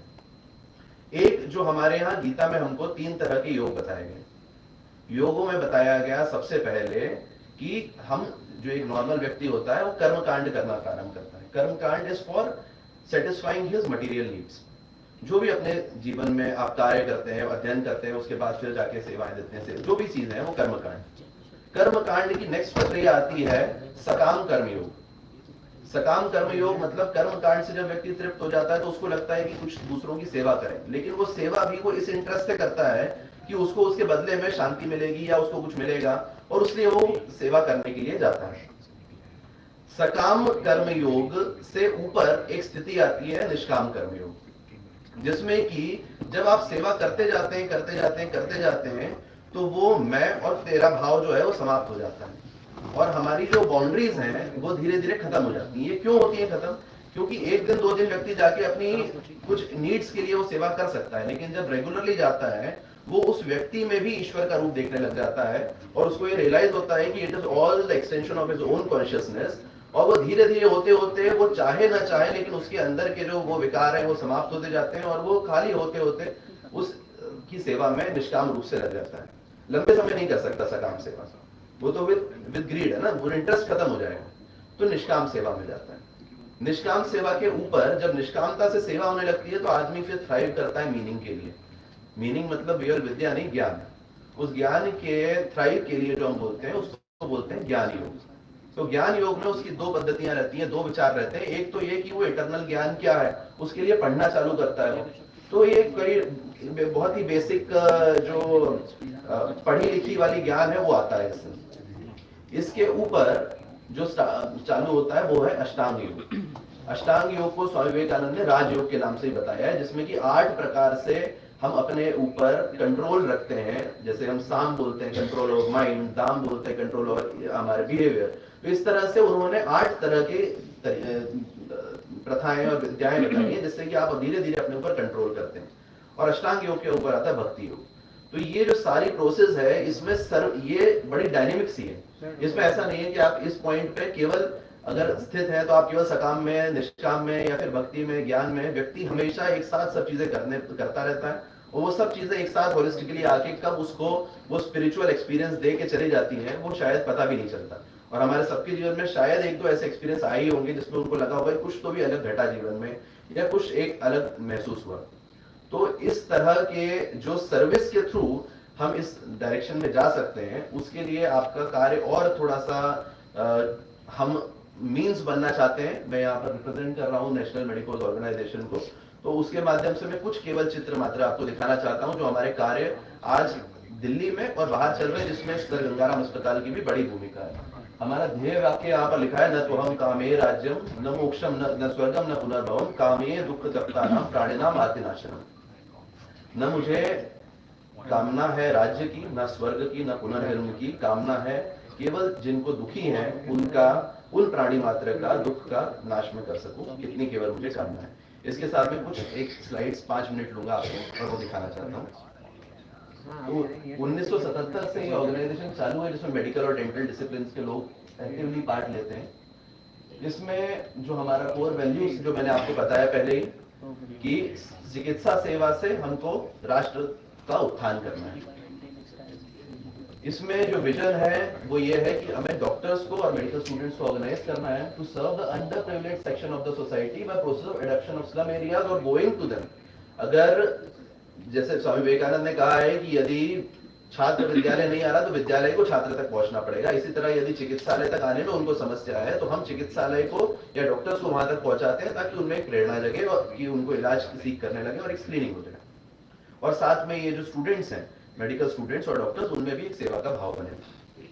तो ये कुछ हमारे एक्टिविटीज के चित्र हैं। ये मेडिकल चेकअप कैंप्स जो कि हम रेगुलरली लगाते हैं, अलग अलग जगहों पर बस्तियों में लगाते हैं, जिसमें कि आप कंट्रीब्यूट कर सकते हैं। ये एक उत्कर्ष प्रकल्प है जिसमें कि अभी मैडम ने बताया कि कल उनका जाना हुआ था।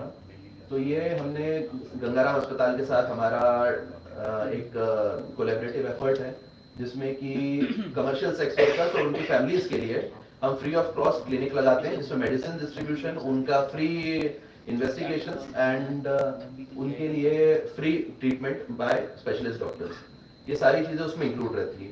साथ ही इसमें ट्यूशन क्लासेस हमने चालू की हैं जो कि उन कमर्शियल सेक्स वर्कर्स के बच्चों के लिए Monday to Friday 2 to 4 PM। तो आप कभी भी इस सेंटर को विजिट कर सकते हैं।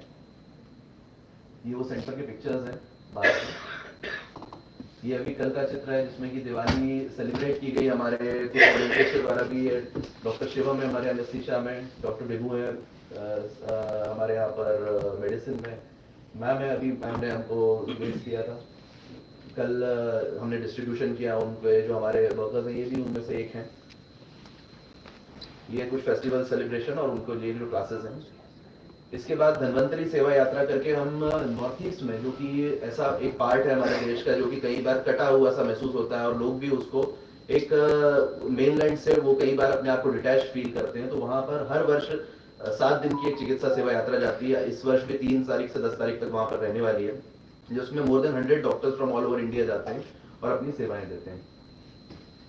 ये पाकिस्तानी रिफ्यूजी कैंप है, हमारी head of department Anita ma'am अभी उन्होंने भी उद्बोधन किया था। तो वहाँ पर इस बार हमने उनके बीच में एक अच्छा ओरिएंटेशन प्रोग्राम रखा, बाद में फर्स्ट एड के लिए भी स्किल डेवलपमेंट रखा उनका, और उनके बीच में अलग अलग तरह से कैंप्स लगा के और उनकी जहाँ भी सेवाएं उनको आवश्यकता है वो करके उनकी मदद करते हैं। ये ऋषि कश्यप सेवा यात्रा जो कि हम जम्मू कश्मीर, लद्दाख इन क्षेत्रों में ले जाते हैं जो कि सीमावर्ती इलाके हैं, पंजाब में भी लेके जाते हैं। 1 यूनिट 1 विलेज प्रोजेक्ट, जहाँ पर कि एक जो कॉलेज की यूनिट है मेडिकल कॉलेज की, वो एक विलेज को अडॉप्ट करती है और वहाँ पर जो भी उनकी छोटी बड़ी समस्या है मेडिकल सुविधाओं से लेके उनकी उसमें मदद करती है। ये उसमें से ही एक चित्र है जो कि हमारे पास रतनपुरी सेवा बस्ती जो आती है हमारे पूसा रोड पे जो आती है, वहाँ के चित्र है जहाँ पर हमने मेडिकल कैंप लगाया था। डिजास्टर मैनेजमेंट में ये फ्लड रिलीफ के लिए लगातार 45 दिनों तक जो हमारे कैंप्स चले, ये उनके चित्र हैं। फ्री ऑफ कॉस्ट एक चारधाम सर का, डॉक्टर पांडे सर का और डॉक्टर दुआ सर का भी इसमें बड़ा कंट्रीब्यूशन रहा है। तो अभी केदारनाथ, बद्रीनाथ, गंगोत्री, यमुनोत्री और देहरादून यहाँ पर हॉस्पिटल सेटअप किए गए हैं जहाँ पर फ्री ऑफ कॉस्ट उनको ट्रीटमेंट दिया जाता है। इसमें हमारे साथ इंटर्नशिप में है डॉक्टर अंकित, ये भी इनका भी जाना हुआ था अभी 5-7 दिन पहले। हेल्थ अवेयरनेस टॉक्स और ये ICSY जिसके लिए मैं आप सभी से निवेदन करना चाहता हूँ कि आप भी अपना यदि मूल्यवान समय दे सकें तो बड़ा आग्रह होगा। हम एक दिन के अंदर 500 कैंप दिल्ली में लगाने वाले हैं जो कि जनवरी के माह में होगा। आपको इसके बारे में सूचित किया जाएगा, जितना भी आप अपना हिसाब से समय का कंट्रीब्यूशन कर सकें तो बड़ा आग्रह होगा। इसके साथ मैं अपनी वाणी को विराम देता हूँ। धन्यवाद। Thank you, Suyash. The house is open to the questions if there are any in this regard.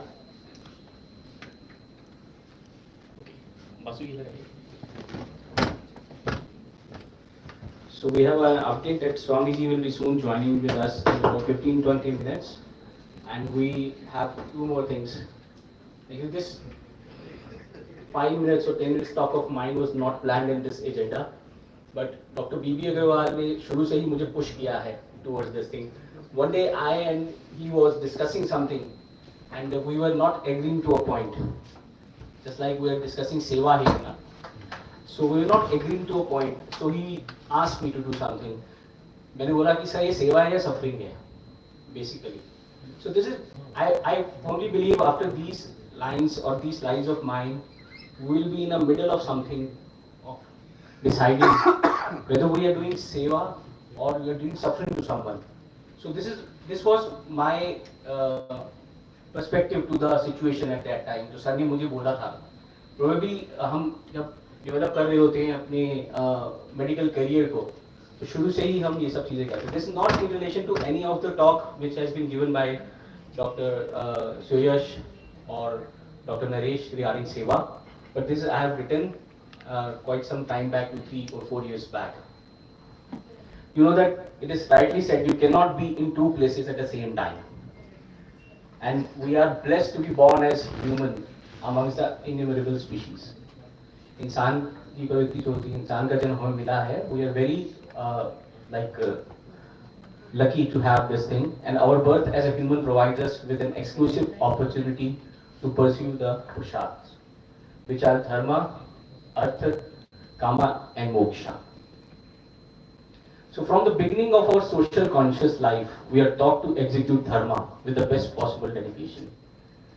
शुरुआत से ही जैसे माँ बाप भी सिखाते हैं, बेटा ये करो इससे अच्छा होगा, है ना, ये तुम्हारा धर्म है, ये करना ही चाहिए. ये हम सब सीखते हैं. और इसी तरीके से हम एक जगह आके, जैसे वी ऑल मेडिकल प्रोफेशनल्स, हम डॉक्टर बन गए, फिर हमको एक धर्म बताया गया कि हमारा प्राइमरी धर्म है हमारे पेशेंट्स, उनकी सेवा करना, उनको ठीक करना. So the socially interacting human takes this as to perfectly executing his duties and social responsibility and often call it as सेवा. कि मैं क्या कर रहा हूँ, मैं हॉस्पिटल में आके सेवा कर रहा हूँ. दो मॉनेटरी थिंग्स आर इन्वॉल्व, हमें पैसे भी कमाने हैं, हमें सब कुछ करना है, बट ये मेरी सेवा है, प्राइमरी सेवा. कि मैंने रोज सुबह उठना है, समय से हॉस्पिटल आना है, यहाँ समय बिताना है, पेशेंट्स को ऊपर रखना है. कितनी बार हुआ है घर से कॉल आ रहा है, आप पेशेंट के साथ हो, उस कॉल को आपने अनदेखा करके या म्यूट करके रख दिया, है ना. बहुत बार होता है ऐसा. आप किसी फंक्शन में हो, कहीं हो, पेशेंट जिसको आपने ऑपरेट किया उसका फोन आया, आपने कहा कि नहीं, आप सब कुछ उस माहौल को भूल के कहते हो कि ये मेरी प्राइमरी रिस्पॉन्सिबिलिटी है, ये मेरा धर्म है, ये मेरी सेवा है जो मैंने करना है. So social responsibility is not the only responsibility which we have to cater in life. The other responsibilities of the individuals are responsibility towards yourself. काफी बार ये भी निगलेक्ट होती है. We have seen doctors who are not neatly dressed. हम सुबह उठ के ऐसे ही आ जाते हैं. हमारी सोशल रिस्पॉन्सिबिलिटी हमारी तरफ कि हम अपने आप को स्वस्थ रखें. मील स्किप करते हैं लोग, जब शुरुआत में हम कर रहे होते हैं, खाना नहीं खाया पर करना है, अपना धर्म करना है, पेशेंट की सेवा करनी है. तो रिस्पॉन्सिबिलिटी टुवर्ड्स फैमिली, जैसा मैंने भी एक उदाहरण दिया, कॉल आया घर से, छोड़ दिया. मुझे याद है पेरेंट्स बीमार होते थे, मेरे पेरेंट्स बीमार होते थे, पर केस लगा है, उधर जाना है, पापा थोड़ी देर बाद आता हूँ. ठीक है, ऐसा भी होता है. तो रिस्पॉन्सिबिलिटी टुवर्ड्स योर कंट्री की बात हो रही थी अभी, कि हम कितने ज़्यादा अपने लिए और अपने भारतवर्ष के लिए सोचते हैं, हम कितना कर पाते हैं इस छोटे से जीवन काल में. And responsibility towards the humanity, ये कुछ रिस्पॉन्सिबिलिटीज हैं. And with a limited life span we need to do justice to fulfil as many individual responsibilities as possible. जो ये कर पाए वही सब कुछ कर पाएगा, लेकिन an ever driven individual will always try to push up to the expectations of oneself. कि जितना हो सके, जितना टाइम हो सके, I should continue and fulfill all the responsibilities, as many responsibilities as possible. तो शुरुआत से ही we will plan our day so that we can fulfill the individual responsibilities, the social, ourselves, or personal, or towards the country, or towards the patient. But as it is rightly said that you cannot be at two places at the same time.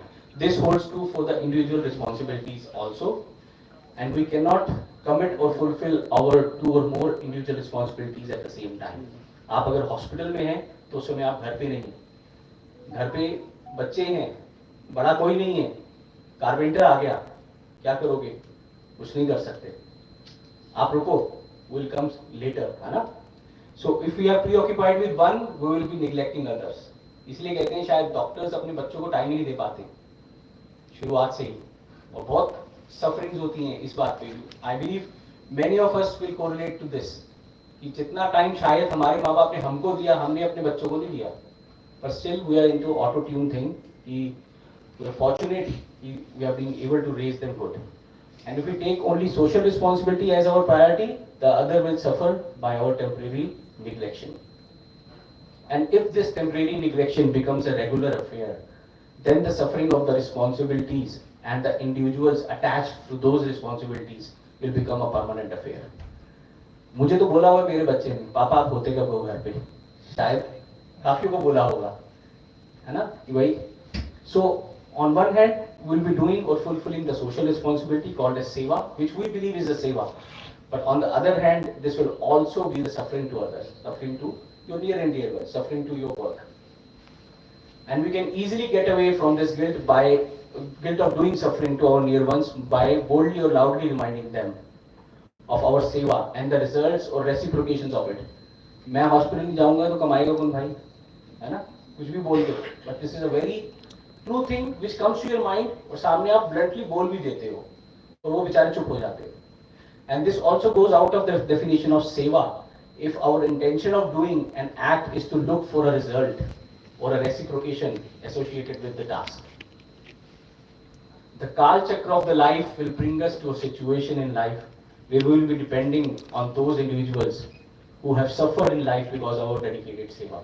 जैसा अभी पिछले एक talk में किसी ने बताया था, माँ आईसीयू में है, बेटा माँ है ना, क्या पता कल को हम आईसीयू में हो, हमारे बेटे बच्चे कहाँ हो.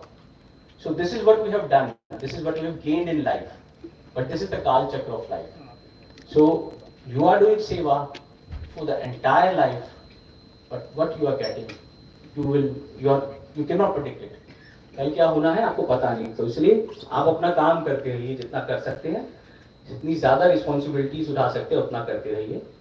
And at that time we will realize the bitterness in the relations which have probably developed because of our acts of responsibilities. And in real life they say it is never too late to start afresh. But in relations, this does not hold true. If a relation will get bitter, it will remain bitter. अगर किसी को बचपन की याद है कि भाई हाँ ये खराब हुआ था, तो हाँ भाई इसने मेरे साथ खराब ही किया था, जब समय आएगा तो शायद why should I bother? Why should I go ahead with it? And the bitterness of relationship mostly deepens with time and more encounters.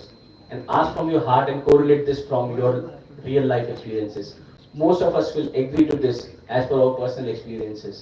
मेरी तो बहुत लड़ाई होती है डॉली से. Everybody knows डॉली, कि मैं नहीं हूँ, मैं नहीं आ सकता, मैं नहीं जा सकता, because of seva I am doing. Probably it is seva or not, I am a little confused in mind. We should remember that we are born with a limited lifespan, limited relations, limited resources, and limited ability to deal with our responsibilities. And this is human life. The task of keeping balance between our individual responsibilities is the biggest task which is given to us. इसलिए कहा गया कि अपना काम सही कर लो, वही सबसे बड़ी सेवा है. आप इधर हो तो आप इधर डेडिकेटेड हो, घर पे हो तो घर पे डेडिकेटेड हो. The Creator has Himself created us like this, and with able limitations as an individual, and we should honor His creation and the task given to us. Seva is good, but not at the cost of suffering to others. Thank you. आप कुछ बोलना चाहेंगे doctor साहब? If anyone wants to add something, Dr. Bhuvan, probably I have forwarded you this one time, है ना? Probably, I remember. But this was all written in a day. Sir ने कहा कि तू कुछ लिख इस पे. Let us see how you feel about it. And he always pushes me. Everybody knows who is attached to Dr. Agarwal. He pushes everyone to his limits of thinking, limits of understanding, limits of doing, so that he wants to extract a good person out of you. Ma'am, Dr. Bimla, or anyone? Dr. Ahuja? I am only impressed by your brilliance and brilliance of B.B. Agarwal, who organized this, and hats off to you. Thank you, sir. Thank you. Thank you. So I just got the news. Dr. Mahaswamiji has arrived, and one of our colleague who was sitting here is a GB Pant professor in GI surgery. He's already gone out to get him. The agenda would be, again, we have one more talk which is left for the discussion, and Dr. Swamiji has arrived in Delhi, so he got some URI, so he was not able to speak. He will not be able to speak properly, but he will be individually blessing us with the prasad, and there will be his teammates who will be enlightening us with his thoughts. And I think we'll just wait for 2-3 minutes more while he enters this auditorium and bless us by being here. तब तक आप लोग कुछ भी बोलना चाहते हैं तो प्लीज डॉक्टर अनीता आप कुछ कहना चाहेंगे?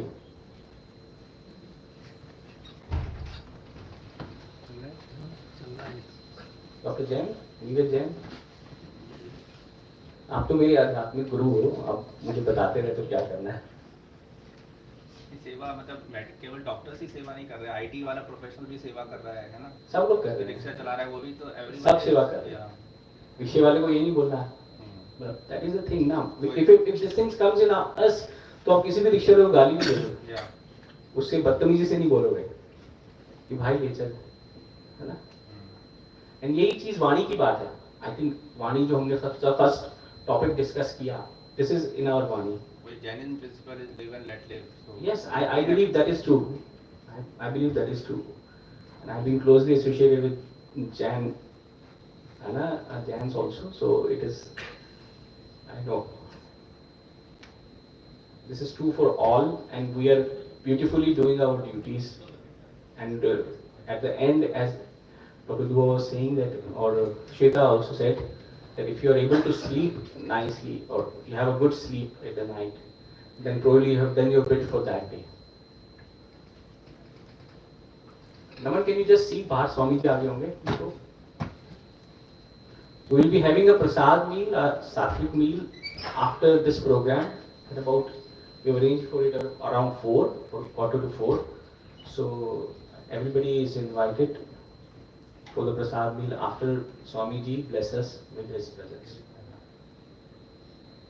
I think we have recorded these lectures as a YouTube live, and we can share the videos, video link to our faculty members who are not able to join. You can also share the link with your friends.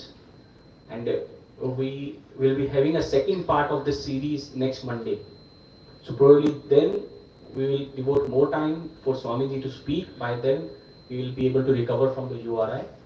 And they have promised that it is going to be a one-of-a-kind affair, interacting with him while he is speaking, and we interacting with him one-on-one, and getting prasad or blessings from him personally. And I sincerely thank you all. When we started discussing this thing, we were not sure how many of us will be really interested in these kind of program. And Dr. Agarwal was also feeling like this, whether we connect with such things or not. Sometimes when we are discussing this in Dr. Forum's room, or a topic related to this, then he always tells me, was I able to correlate well with this thing? Because this is a quality of a person, when he knows so much, to concise in few terms or few sentences is very difficult. So I think this is a quality of it. I think another 2 minutes, I request you to kindly spare 2 minutes, because people have already left to get Swamiji outside. Sir, आप कुछ बोलना चाहेंगे? आपने पहले बोला था कुछ. Anything? You have made it clear, सेवा and suffering, you can't be present at two places. But then, अगर आप अपने दिल से कुछ कर रहे हैं, that is what I perceive, जो सर ने बोला था, तो जो लोग आपके करीब हैं, चाहे वो आपके फैमिली मेंबर्स हैं, चाहे colleagues हैं, they would appreciate why you are doing and what you are doing. अगर मैं सिर्फ हॉस्पिटल में आ रहा हूँ सिर्फ पैसा कमाने का बोल के, मैं सिर्फ पैसा कमाने के लिए आ रहा हूँ, then it will be seen as suffering. We don't need your money. I think we have reached that stage जहाँ हमारे बच्चे हमें कहते हैं हमें आपका पैसा नहीं चाहिए जी, आप रहने दो, आप क्यों कमा रहे हो, मत करो काम. But then can we leave that? तो ये कहीं ना कहीं पे अगर हम अपने जिनको हम कह रहे हैं कि वो सफर कर रहे हैं, अगर हम उनको ये बात कम्युनिकेट नहीं कर पा रहे कि मैं वाकई में सेवा कर रहा हूँ, something needs to be worked upon by us on ourselves.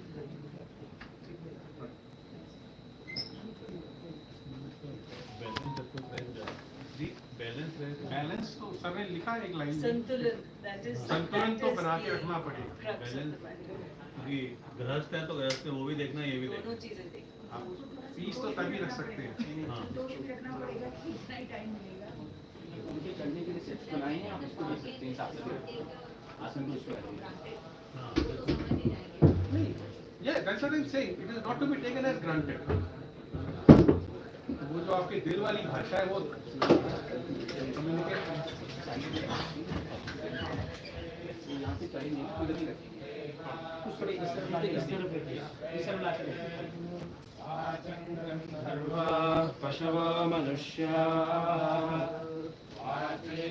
विश्वाभुवनान्यर्पिता सानो हवञ्जुषकाविन्द्रपत्नी वागक्षरं प्रथमजागृतस्य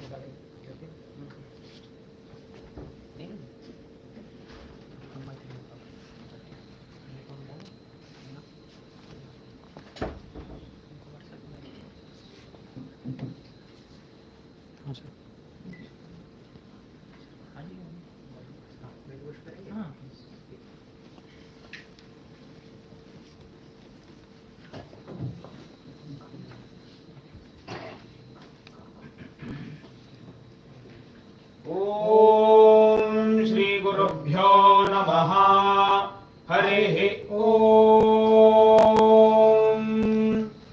भद्रं कर्णेभिः शृणुयाम देवाः भद्रं पश्येमाक्षभिर्यजत्राः स्थिरैरङ्गैस्तुष्टुवागुंसस्तनूभिः व्यशेम देवहितं यदायुः स्वस्ति न इन्द्रो वृद्धश्रवाः स्वस्ति नः पूषा विश्ववेदाः स्वस्ति नस्तार्क्ष्यो अरिष्टनेमिः स्वस्ति नो बृहस्पतिर्दधातु ॐ शान्तिः शान्तिः शान्तिः हरिः ॐ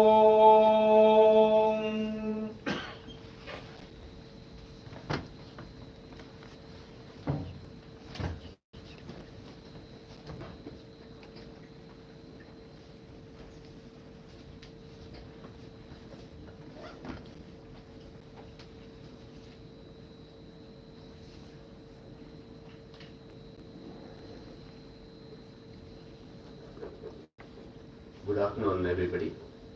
I consider it a great honor for Vedanta Bharati to be associated with Ganga Ram Hospital. Many thanks to Dr. Brijbhushan and Dr. Vagish who have done a lot of work to get this program organized. Vedanta Bharati is an organization whose chairman and trustee is the Peethadishwar of Yadukara Yoganandeshwara Saraswati Mutt.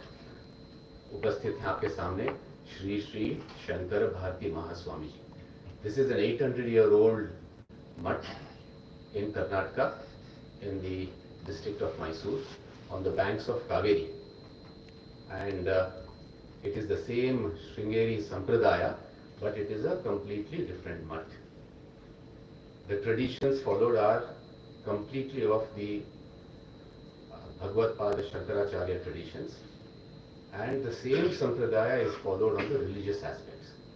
Vedanta Bharati is a part of this mutt. However, it continues to do phenomenal amount of work in the Adhyatmic, social and spiritual areas. And that is the reason why Swamiji has agreed to come here, to go all around the country and to take the understanding of Ekatma Bhava of Bhagavad Pada Shankaracharya across the country. This is probably the third, fourth time that he is going all around, and the only intention is to bring out the Adhyatmic aspects and the spiritual aspects. The religious aspects are kept to himself, but it's the spiritual aspects to uplift everyone else. With this little introduction, today of course there's going to be a very nice program, but for certain reasons, Swamiji's voice probably has not been in the best of situations at this moment. So he would give the Ashirvachan in maybe a few words, and then the talk on the theme of this conference would probably be happening on the 27th. Dr. Bhushan will be telling me about it. I request you to kindly consider this and accept it and continue on the 27th. Shri Guru Guru.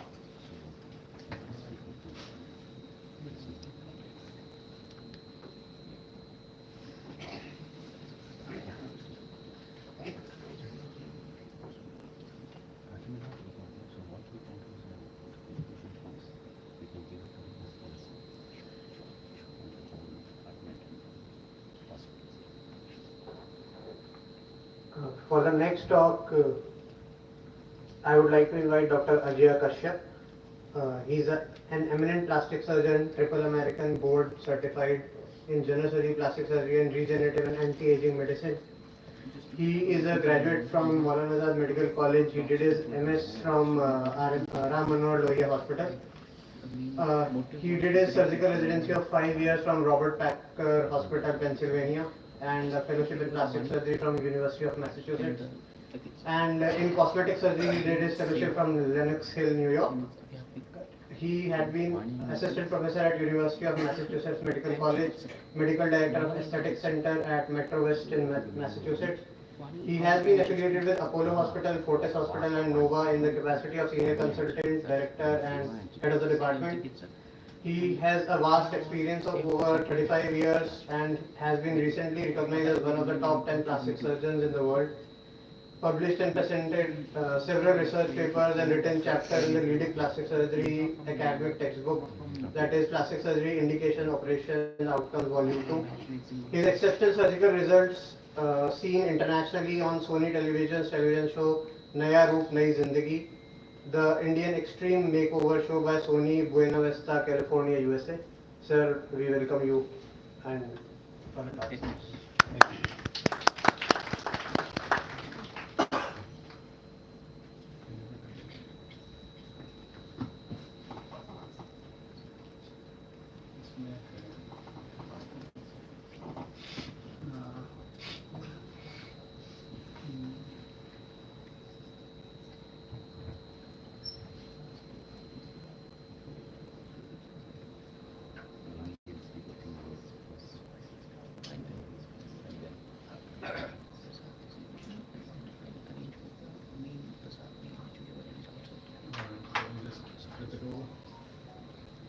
Sadhya Pranam, and very good afternoon to everyone here. I'll be talking about the search for truth. Now, when honest. Now, why do we need to know the truth ourselves? We need to know the truth so that we can treat an individual patient based on the past experience or community experience, or prevent disease in a community or in a certain individual. Okay. I got it. Is this which one is, okay. Still having a problem, I guess. Okay, here we go. So now what are the kinds of things that are influencing medical care now? One of the things that is influencing medical care today is the social media. The social media influences us, influences the patients who come to us. And some of the things that you can find on social media are at best called pseudoscience, or maybe it is aspirational science, where they're hoping that someday we will have Aldous Huxley's Brave New World and things will be very, you buy things in the currency will be time, and you can buy time, more time for your own life, and someday we never have to die at all. So these are a couple of posts that were sent to me by one of my patients. He wants to live forever. He's very, very rich, and he thinks he can buy immortality. This is one post he sent to me, and there's another one I'll come to in a second. This one is another one he sent to me. Only recently, it's only a few days back, and the father took the plasma from the son, and the son that took the plasma from his son, and both of them are hoping to be 20 forever.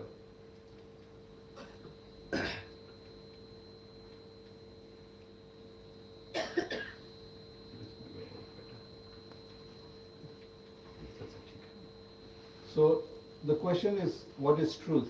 And the first thing that we need to know is that's not one type of truth. Now we are talking of truth in terms of scientific truth. I'm not talking of Adhyatmic truth, spiritual truth, or intellectual truth. It is the scientific truth.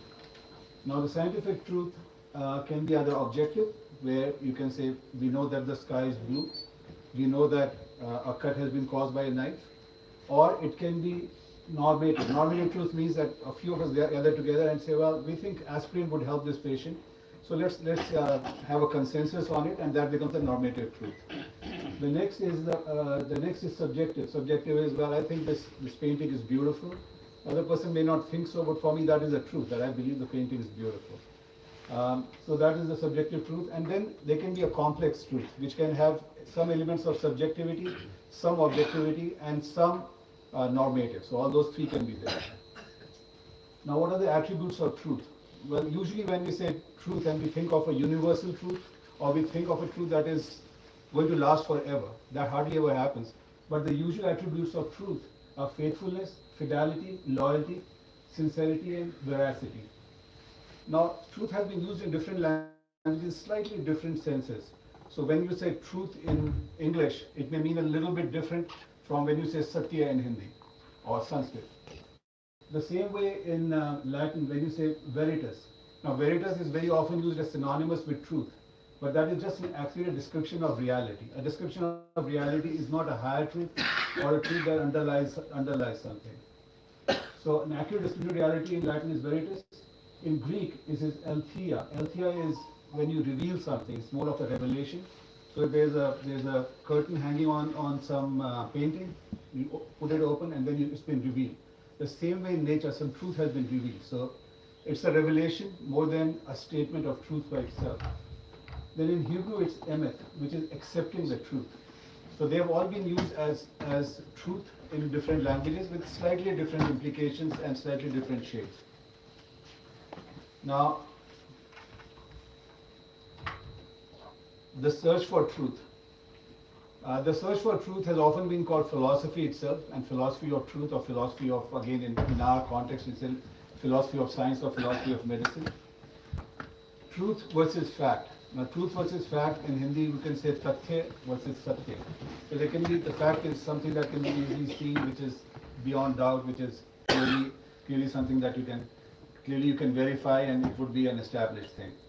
That is the fact. The truth is something which is slightly more in depth. It has more dimensions to it than fact itself, and it's more open to discussion.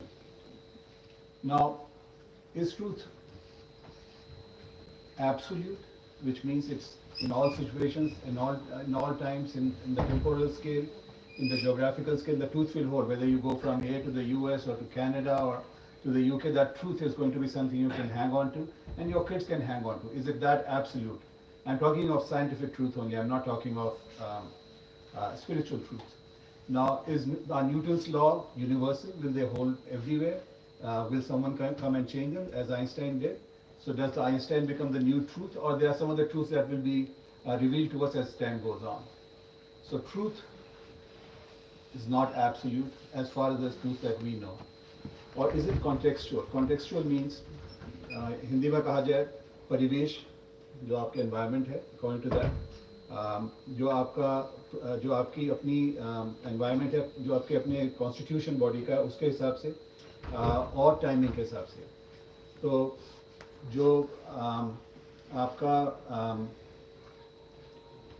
जो contextual है, that means that it is true for that context, and the same thing in another context may be completely untrue or the opposite of truth. Then there is always Shastrat ka, the other kind of thing that we have is called debate, disputation, and rhetoric. Now rhetoric was something that the Greeks had cultivated in antiquity, and it was the way of saying whether it was true or untrue, but saying it forcibly enough so that the other person would get impressed. And just like our politicians, they would, the kings and all the nobility would take classes in rhetoric so that they can speak in such a convincing manner that whether it's right or wrong, you will get convinced. So that may not exactly be the truth. Nor does a debate mean that it is truthful on one side that wins and the other side is absolutely false. Now, Aristotle gave us empiricism and the scientific method.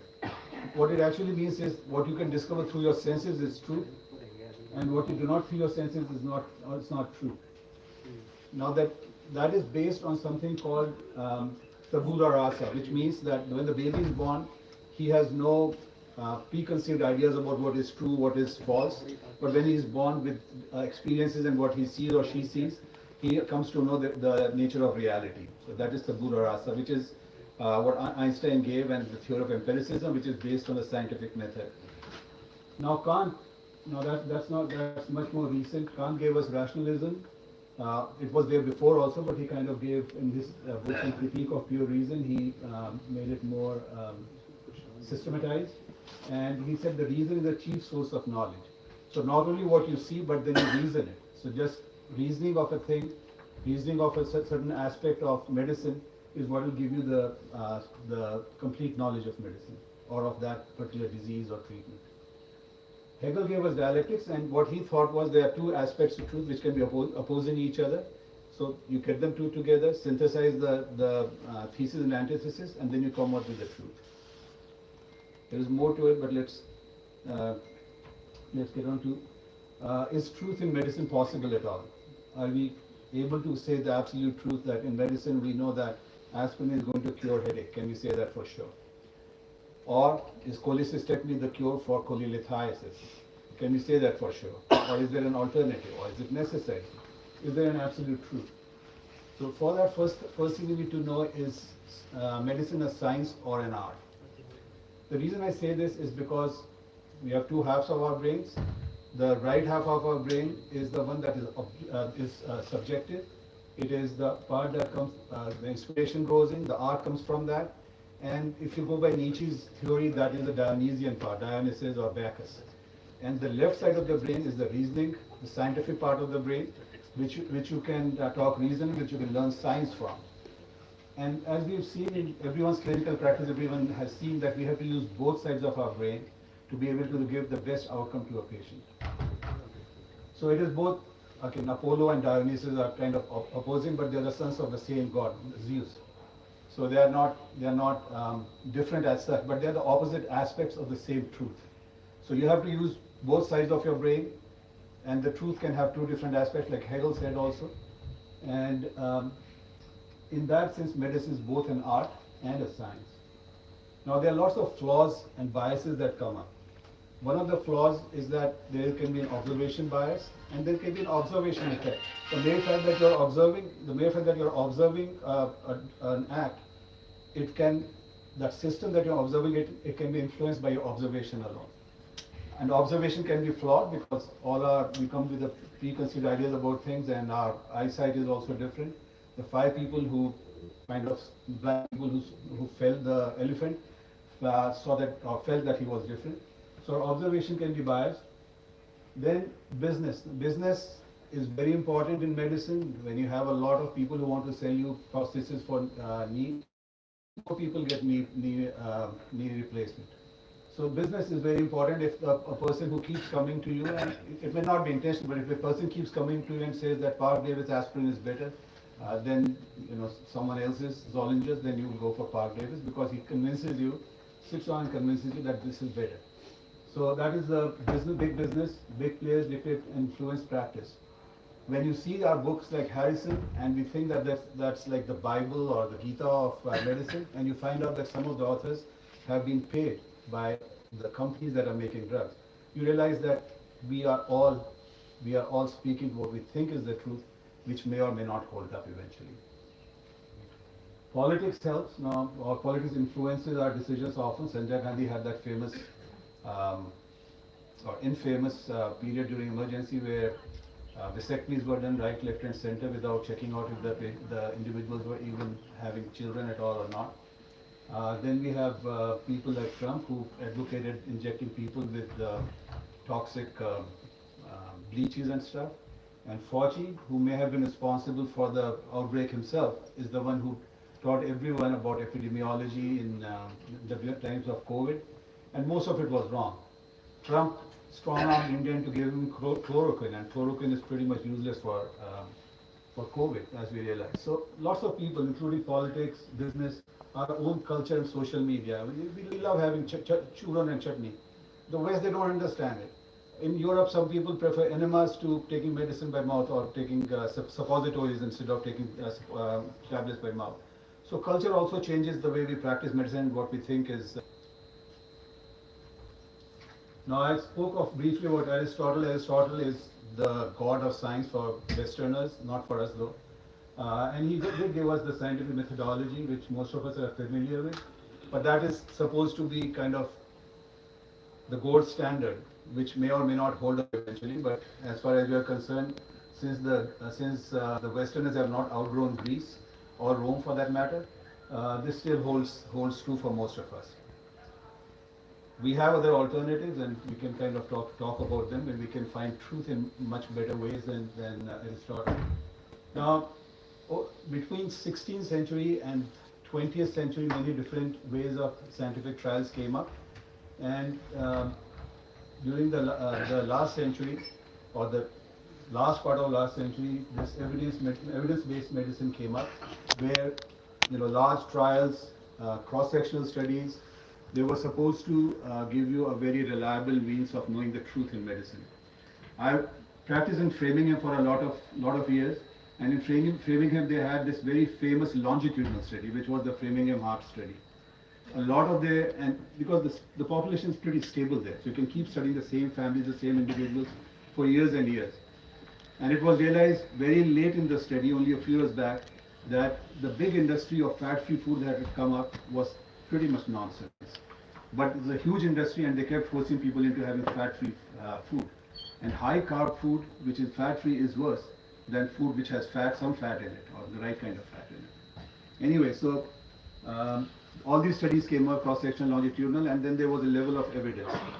And once this became very popular, this has become the new gold standard. However, there are people who think that this may not be adequate, and instead of evidence-based medicine, there is something which is called personalized medicine, which is based on the individual's own genetics, his environment, and his situation at that point in time, and the disease itself as it varies between different individuals. Now this personalized medicine is becoming popular, and it seems to be slightly closer to what we think of in Ayurveda. Ayurveda basically can be and is very personalized, and another aspect in Ayurveda that I have studied is that even the person taking care of the patient is a factor in deciding on the treatment, which is not there in our Western medicine. So the variables there and the way it is personalized is much more precise than our medicine, although there are lots of things which have failed to progress in our traditional system of medicine, but that is for us to fix someday, I guess, or our grandchildren, I guess. Now the third kind of medicine is, just like evidence-based medicine, is eminence-based medicine, that you think someone is eminent. Dr. Brijbhushan does a great job with hernias. So if I go to hernia and he says I need it to be repaired, I will go for it. So that is eminence-based medicine. I'm not going to look at any studies or anything. He says it is so I'll do it. So the patient has so much trust in the individual physician that he goes to, that he doesn't like to look at the studies. Now, Sushruta has said that when the patient comes to you, he may not trust his father, he may not trust his son, but he will trust the physician. So the individual physician owes it to the patient to treat him like his own son, irrespective of the age, and take care of him as his own son. So what we owe to the patient when they come to us is 100% truth, at least as far as we understand it. Not to be influenced by the drug companies or the people who make prosthesis, but to give him 100% trust. And then, if the patient believes in eminence-based medicine, he is justified, or we are justified in saying that we are a noble profession. If not, if we are going to sell the best available, we do lose some of the nobility, but we are no worse than a lot of other professions. Okay, sorry. Now, as I kind of alluded to, there are other ways of knowing the truth, what the truth is. And from our sciences that at least I could go back to a little over 3,000 years back. Oh, thank you. One of the things, thank you so much. I found some parallels with our Western studies. The cause and effect are like karya and karan bhav. So karya is the act, and what the karan bhav is with the cause and effect theory, the same thing that we've seen in Western science. In Anusandhan, establishing about truth about cause and effect. Anveshana, desire to search. Gaveshana, through all senses. So you rely on all senses. It doesn't mean that the eye is the only sense you look at. You look at everything. If you go and examine, I apologize for being a little gross, but if you go and examine a patient's mala mutra, if you look at all the things, the smell, all senses are to be there, and even in diabetes they even used to taste the urine.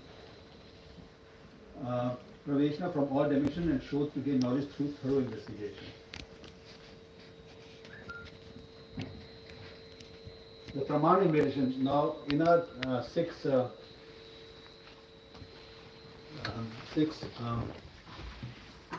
schools of philosophy which are there in the Astic tradition and 5 in the Nastic tradition, there are 6 different schools, 6 different evidences that I have read which are accepted. In medicine, though, there are 4 evidences that are primary, at least in what I've studied from Indian medicine. The first is expert testimony. So in medicine, if Sushruta has written something, you kind of believe it.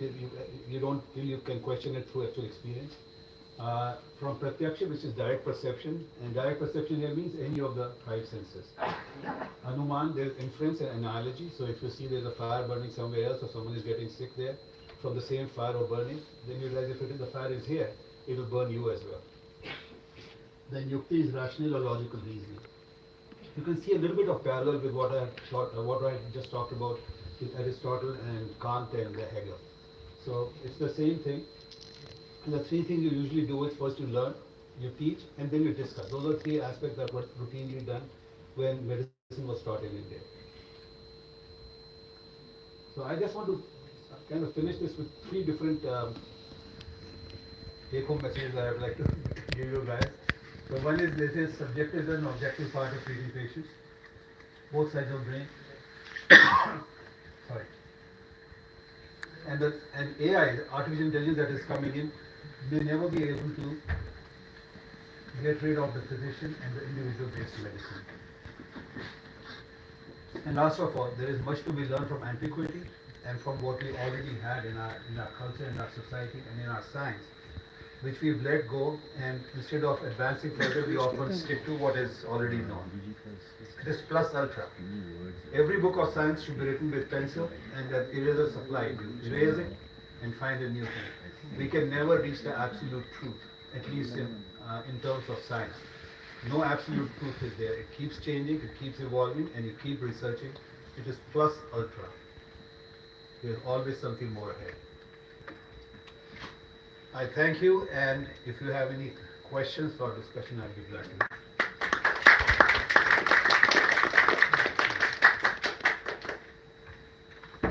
Any questions?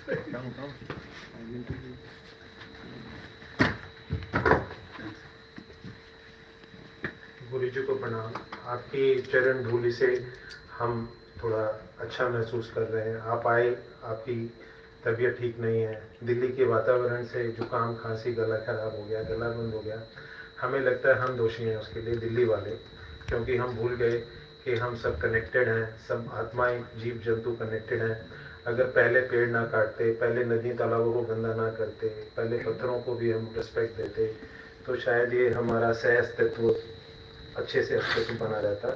तो आप आए, ये हमारे लिए आशीर्वाद है, और मैं आपकी अनुमति से कुछ कहना चाहूँगा। I am very grateful to my friend Ajay, who just spoke now. I have been fortunate to have his friendship since early childhood. We grew together, we did MBBS together at Maulana Azad, MS together. Despite being an exceptional student, मैं English में बोल सकता हूँ, sorry. He went to US and he trained with the best plastic surgeon of the world, best cosmetic surgeon of the world. He spent time with Stajal also, who is the inventor of liver transplant. Not spent time in that sense that they wanted to keep him. And he stayed there for 25 years with America's leading cosmetic surgeon. Came back to India to take care of his aging parents. And this was your individual effort, despite he comes from a family. Can I disclose? Sure. Okay. His father was Secretary of US Parliament, Capitol Hill. He was invited when we got independence by Indian government to set up the parliamentary functioning in India. His name is Shri Subhash Chandra Kashyap. He was Secretary General of Lok Sabha. He is still very active. He has written a 12-volume interpretation of Constitution of India, which is the only reference book for Indian Parliament to work upon. And till date, he continues to guide our Prime Minister, Home Minister, and others in opposition also. He is apolitical because he held that position about constitutional conflicts. And currently, he is one of the 8 members of One Nation, One Election Commission. So, which is headed by our ex-president. So thank you very much. I continue to learn from you. I do too. I like the book say Ekam Satya Vipra Vedanti. So we come from very different backgrounds. I am an ignoramus of highest order. Know nothing. And you knew everything. You in childhood you read Kant and all these things. Whatever he spoke, he has read so much I know. So we are blessed for your presence. Thank you so much. My privilege.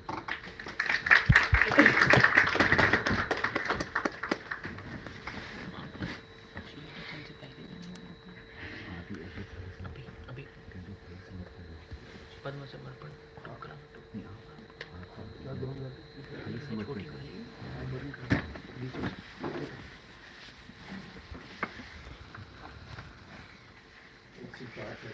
कृष्णमण्डलाकारं व्याप्तं चराचरं तत्पदं दर्शितं तस्मै श्रीगुरवे नमः।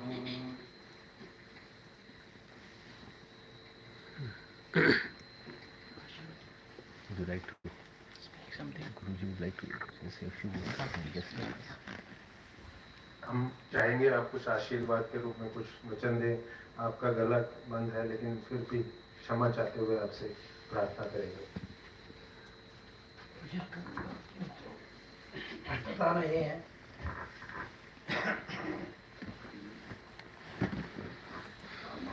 भद्राय रामचंद्राय वेदस रघुनाथाय नाथाय सीतायास्तये नमः। गुरवे सर्वलोकानां ईशजे भवरोगिणां दये सर्वविद्यानां दक्षिणामूर्तये नमः।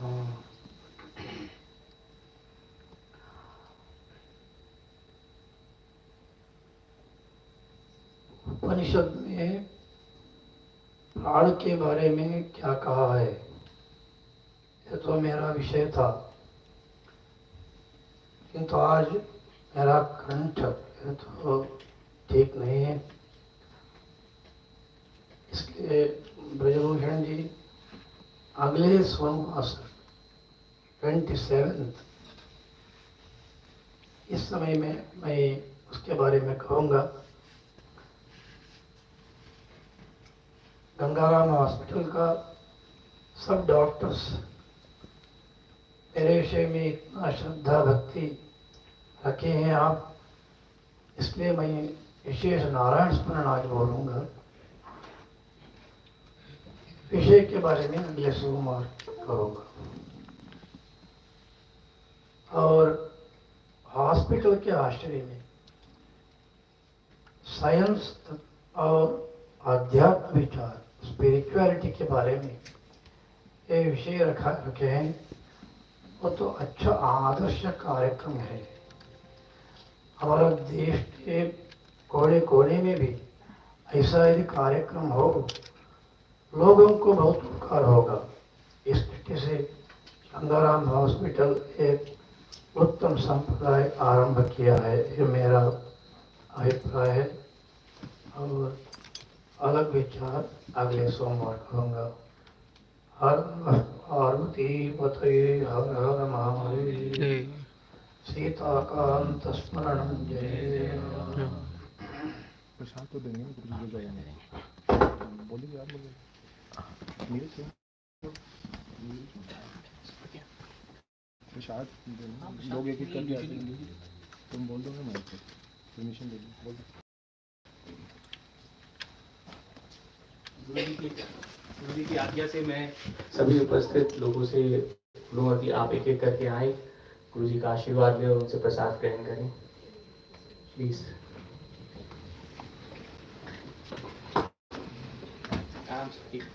एक एक करके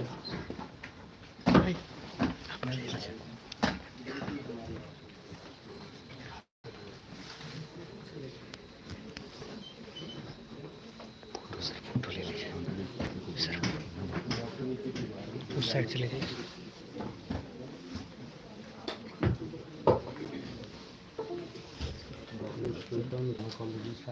जो आर्टिफिशियल फर्टिलाइजेशन से बच्चे, डॉक्टर भसीन मेरे सीनियर है, orthopaedician, doctor Chahal orthopaedician,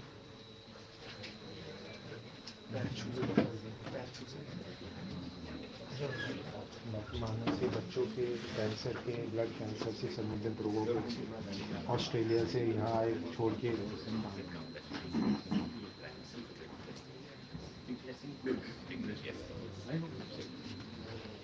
good to see you. किसी गाने को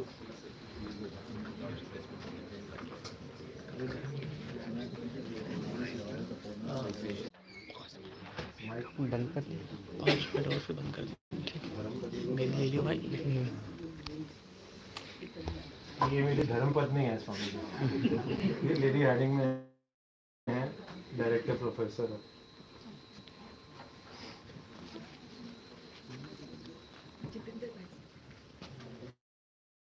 ये मेरे साले हैं, साइंटिस्ट हैं और इंडिया में इंफ्रास्ट्रक्चर की सबसे बड़ी कंपनी को हेड करते हैं, मैं नाम नहीं लूँगा।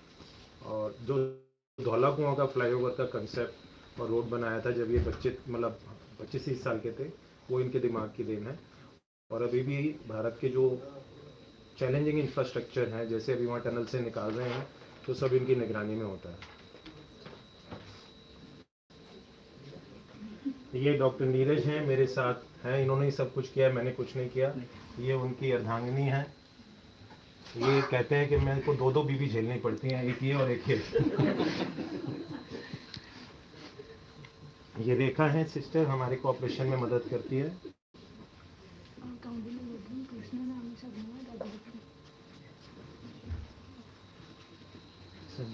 ये पूजा हैं, हमारे ऑफिस का एग्जीक्यूटिव वर्क सारा संभालती हैं। 10 लोग हैं तो 10 को लगता है कि सिर्फ मेरा काम कर रही हैं, इतनी एफिशिएंट है और अच्छे से करती हैं सब काम। ये डॉक्टर विश्वनाथ डुडानी हैं, ये मेरे साथ जब मैं एमएस करता था तब होते थे, अभी ये बहुत बड़े प्लास्टिक सर्जन हैं। ये सिस्टर कंचन हैं, ये हमारे ऑपरेशन थिएटर की नर्सिंग इंचार्ज हैं, जहाँ मैं ऑपरेशन करता हूँ। ये भी सिस्टर हैं। प्रियंका हमारे ऑफिस एग्जीक्यूटिव। आइए ना, नहीं आइए। ये भसीन साहब हैं, इंडियन बैंक के चेयरमैन मैनेजिंग डायरेक्टर थे 20 साल पहले। अभी जो बैंक पिछले कुछ सालों में लोन वगैरह साफ किए हैं, उस कमेटी के ये चीफ थे। उससे पहले chief vigilance commissioner of India थे, सीवीसी ऑफ इंडिया। तो अभी ये जो बैंकों में से लोन पैसे गायब हुए थे, उसकी जो सफाई हुई है पूरे इंडिया की, उस बॉडी के ये चीफ थे, board of banking. And he refuse to become RBI governor, so he so humble. He everybody wanted him to be the governor, but he said no, I will do something ethical. Thank you sir. Doctor Pallav हैं, हमारे pathology department में हमारे को guidance देते हैं।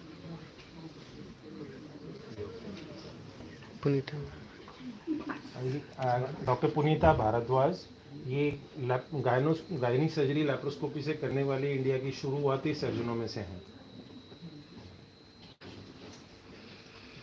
Doctor साहब genetics देखती हैं, मेरे को मैं कहा जेनेटिक्स डिपार्टमेंट हमारे गंगा राम का डॉक्टर IC वर्मा ने शुरू किया था, जो ऑल इंडिया इंस्टीट्यूट से आए थे, और वर्ल्ड में कुछ गिने चुने जेनेटिक्स डिपार्टमेंट्स में से है, तो ये उसको देखते हैं। डॉक्टर वसु मेरे साथ सर्जन है, आपने देखा ही होगा, यही लोग कर रहे थे।